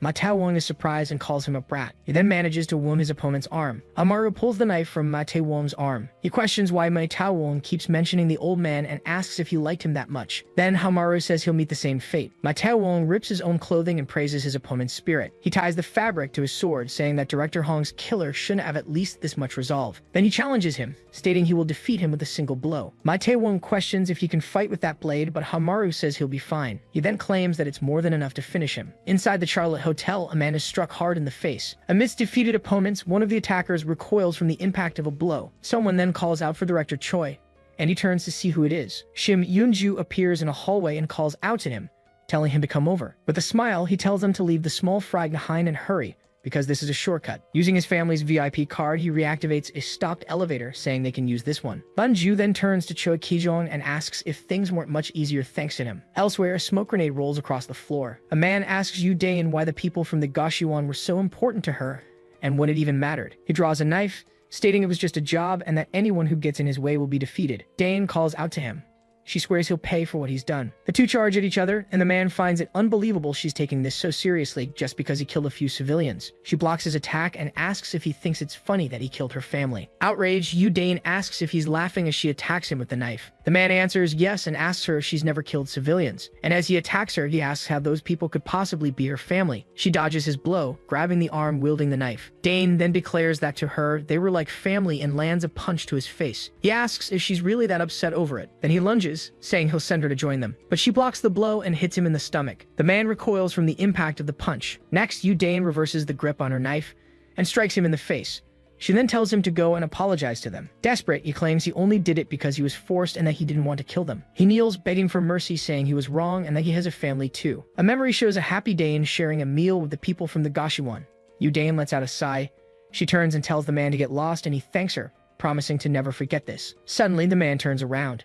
He grabs the gun from the floor, swearing that even if he dies, he'll never forget. But Dain points her gun at him, telling him not to forget this when he's dead. The man pleads, saying he has a family just like her. She then repeats his line, anyone who gets in the way of my work, he goes down, and she attacks. In another hallway, a wounded man faces Hamaru. Panting, he admits he can't believe how skilled his opponent is, and declares that now he understands why Jono adored him. The man then wonders if he's going to die here. A smile forms on his face. He then says it doesn't seem so bad, and holding the sword, he states that he's having a lot of fun, but it's time to end this. And with one last effort, he charges forward to end it all. Hamaru faces him with a steady gaze. He dodges the sword strike that hits the floor, and moves past his opponent, now positioned behind him. Maru glances to the side with determination.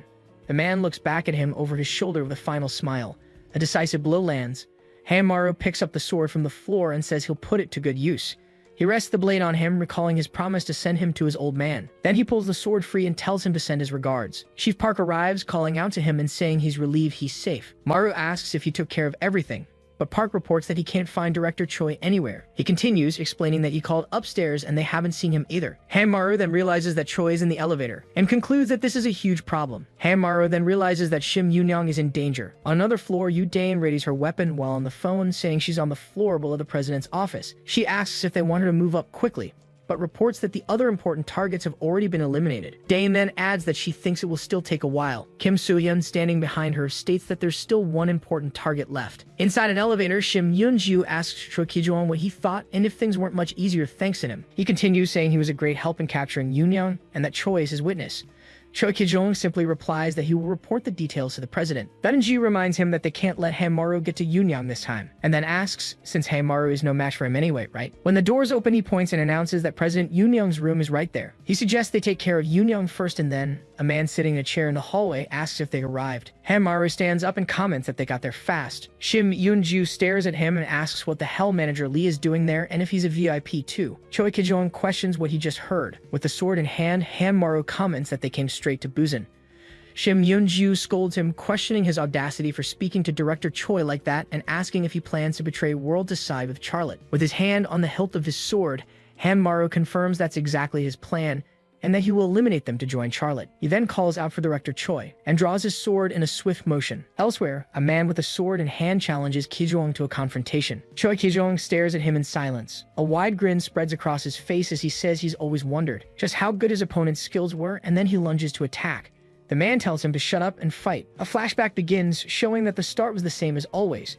He was a new employee at a company that exploited its workers. Even at 4 in the morning, a superior told him they were having a company dinner and no one was going home. He toughed it out and before he knew it, was promoted to manager. But the environment was still the same. After an explosion at the workplace, he continued working overtime without receiving treatment. Choi Kijong was framed for something he didn't do, nearly lost his life, and wondered why he had to work overtime again. He then wonders if this isn't a bit too much. A colleague lights a cigarette for him. He calls the man Hungnim and says the situation is bullshit. The man asks him what he'll do next and if he'll keep working for Director Choi, but he replies that he can't live like this. He states that this is a life or death decision, where either he or the other man will end up gone. His colleague then offers him a card he received from the staff at Hotel Charlotte, suggesting he could call if he was thinking of switching jobs. He adds that since he's going to betray World anyway, it's not too late to switch to Charlotte's side. The business card belongs to Shin Yunyong. He closes his eyes, making his decision. In her office, Shim Yunyong says she hopes he had a good flight and that she's glad he arrived before World. The man replies that it's fine, and since there's no time, directly asks what she can offer him. She states that she understands perfectly what he means and can give him whatever he desires. He then says he doesn't want much, just a good work-life balance, and she asks if that's all. With a determined look, he adds that he wants to be the one to defeat Choi Kijong. Back in the fight, he firmly grips the hilt of his sword. Choi Kijong throws a punch, which is blocked by his opponent's blade. He spins the sword's sheath with a quick movement. Then Hanmaru smacks Choi Kijong in the face with the hilt of the weapon. Choi Kijong stumbles back and comments that the rookie moves pretty well. Hanmaru then lunges forward for another attack. His opponent notes that he uses the blade quickly and precisely, mixing in irregular movements. In an instant, Choi Kijong kicks him in the leg. The attack throws him off balance, forcing him to retreat. Choi Kijong then realizes there's a pattern to the attack, a straight slash immediately followed by a kick. But Hanmaru recovers and hits him with a punch to the face. Kijong admits that even knowing the pattern, he can't dodge because of his speed. He concludes that he needs to keep his distance against the short and mid-range chain attacks. Hanmaru taunts him, asking why he's just running away now that he's right in front of him. He then charges forward, yelling that this is a dead end for Choi Kijong. Kijong realizes that although he can read the patterns, the speed makes it very difficult to react. So he braces for Hanmaru's imminent attack. Choi Kijong says it was just as he thought while dodging Hanmaru's attack. He then grabs his opponent's arm, stating that his patterns are too obvious. With a firm grip, he twists Hanmaru's wrist and violently throws him down the hall. Hanmaru spits from the force of the impact. He falls to the ground, and Choi Kijong comments that his fast moves were great, but it was hard to keep up with his speed. With difficulty, Hanmaru leans on his sword as his opponent explains that if it's hard to react, he just needs to predict and dodge. Choi Kijong then moves forward, declaring that he will now pay the price for his betrayal. He tells Hanmaru that he was a good subordinate. Then Choi Kijong smashes the floor with his hand and prepares for the final attack. Suddenly, he turns to the side. Kim Yang lands in the hallway, pinning down Shim Yemju. Choi Kijong realizes that if Kim Yang is at the hotel, Hanmaru must be too, but then reconsiders the situation. He understands that someone threw her there, and a man approaches asking Yang how far she intends to run. Kim So-yeon suggests injuring Kim Yang's leg so she can escape, but is scolded for using too much force. Supporting a wounded man, she complains that she was already having trouble with Director Choi, and now he shows up. Then she explains that she found out the man she defeated was the killer of her Gashiwon family and apologizes for the misunderstanding. The injured man says that besides that, right now, they should be thinking about how they'll face these monsters. He laments having to face Director Choi while injured, but So-yeon retorts that he's in better shape than the man who has a broken leg. Someone reflects that today is going to be a tough day and that they're going through a lot of trouble because of that colleague. Then the elevator doors in front of them begin to open. Hanmaru steps out of the elevator accompanied by Chief Park. With a smile, Kim So-yeon celebrates that today he gets to meet not only that traitor Yang, but also that Hanmaru, and then he charges forward to attack. He curses at him as he closes in to strike a blow. Hanmaru just tells him to stop staring with that stupid look on his face. With a single swing of his sword, he strikes his arms. The blow is finished with a precise movement. Hanmaru declares that's one down. With a wide grin, Choi Kijong stares at him. Then he gets ready for the next one. One of the men shouts into the radio that Director Choi has gone to the 12th floor and orders everyone to head there. He warns them not to split up so they won't be picked off one by one. But when they open the doors, they're met by 4 armed men. The group is quickly neutralized, and the leader realizes they're on the wrong floor. In the stairwell, another team is ordered to hurry up and breach the 12th floor. The team leader asks if they're sure this is the right floor, and his subordinate coordinate confirms. With the order to move, he yells for them to advance without hesitation to capture Shim Yun. Suddenly, the leader is struck hard. Then, Takanaka Yoshinori attacks him with his katana. One of the men recognizes him as someone from Dou Livestock. Desperate, he screams that they're on the wrong floor again as his men are attacked. The man takes in the situation around him. In another hallway, a minigun is revealed with a message for the intruders. Che Ji-chul, Kim Don-ho, and Min Chang-seok. Then give the order to finish them all. Meanwhile, chaos erupts in the hotel's stairwells. A man despairs, wondering since when the floor signs have been switched. In her office, Shim Yun states that everything is going according to plan. She explains that World presents itself as a powerful organization, but on closer inspection there are cracks. And those cracks are their performance, as they made the worst possible decision by prioritizing their own goals. For them, this was the best case scenario, creating the perfect chance to take them down one by one. The plan was to eliminate World's factions one at a time by luring them inside the hotel, and then neutralize them once and for all, as this was the plan from the very beginning. Yoon adds that the advice from Maru's friend was crucial to the operation's success. Kim Ki-zoon admits that tampering with the signs is a cheap trick, but a ridiculously effective strategy amidst the chaos. But Shim Yun warns they can't let their guard down yet, as World's executives are strong enough to turn the tables.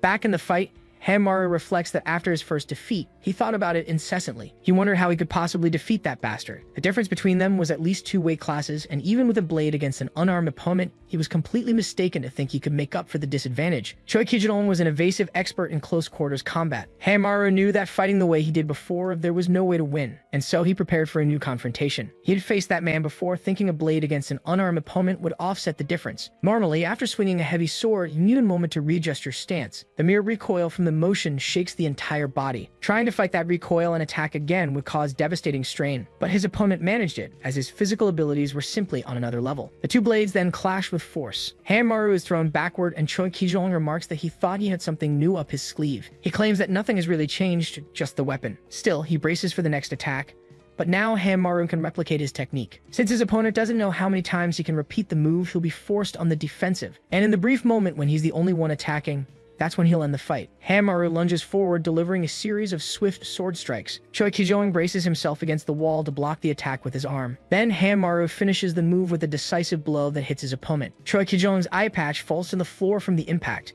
He then raises his face, revealing an old scar. With a smirk, Maru asks if that wound was made by the old man. Choi Ki-jong advances furiously, shouting how dare he. Maru braces for his imminent advance. With trembling hands, he realizes he's overused the sword and is at his limit. He just needs one more opportunity. Choi Ki-jong keeps running toward him, and he just needs to get into optimal range to strike.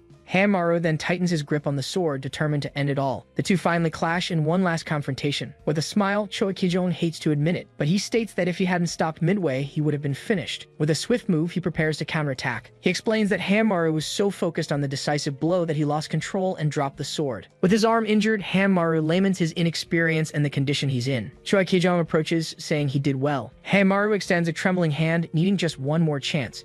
He then clenches his fist with what little strength he has left. His opponent moves in to deliver the final blow, but Maru stops him, grabbing him by the chest. He then confirms that he got what he wanted. Choi Ki-jong simply hits him with a powerful punch. The impact of the blow lands squarely on Maru. He falls to the ground, and his opponent questions him, finding what he attempted to do ridiculous. Choi Ki-jong then asks if he really thought his own technique would work against him. Choi Ki-jong advances on Maru, calling him a fool. Suddenly, something hits Choi Ki-jong's hand, and he reacts in surprise. Another hand moves quickly toward his chest and grabs him tightly. Choi Ki-jong angrily asks him who he thinks he is. He then reacts to the impact of a blow to his chest. The impact registers in his chest, and he wonders if it originates from the wound Maru caused. Kim So-yeon's hand tightens its grip. He then lifts Choi Ki-jong and slams him hard against the ground. Kim So-yeon stands, panting, while his opponent lies on the floor. Maru gets up and faces the man in front of him. With a smile, Kim So-yeon remarks that the last hit must have really hurt.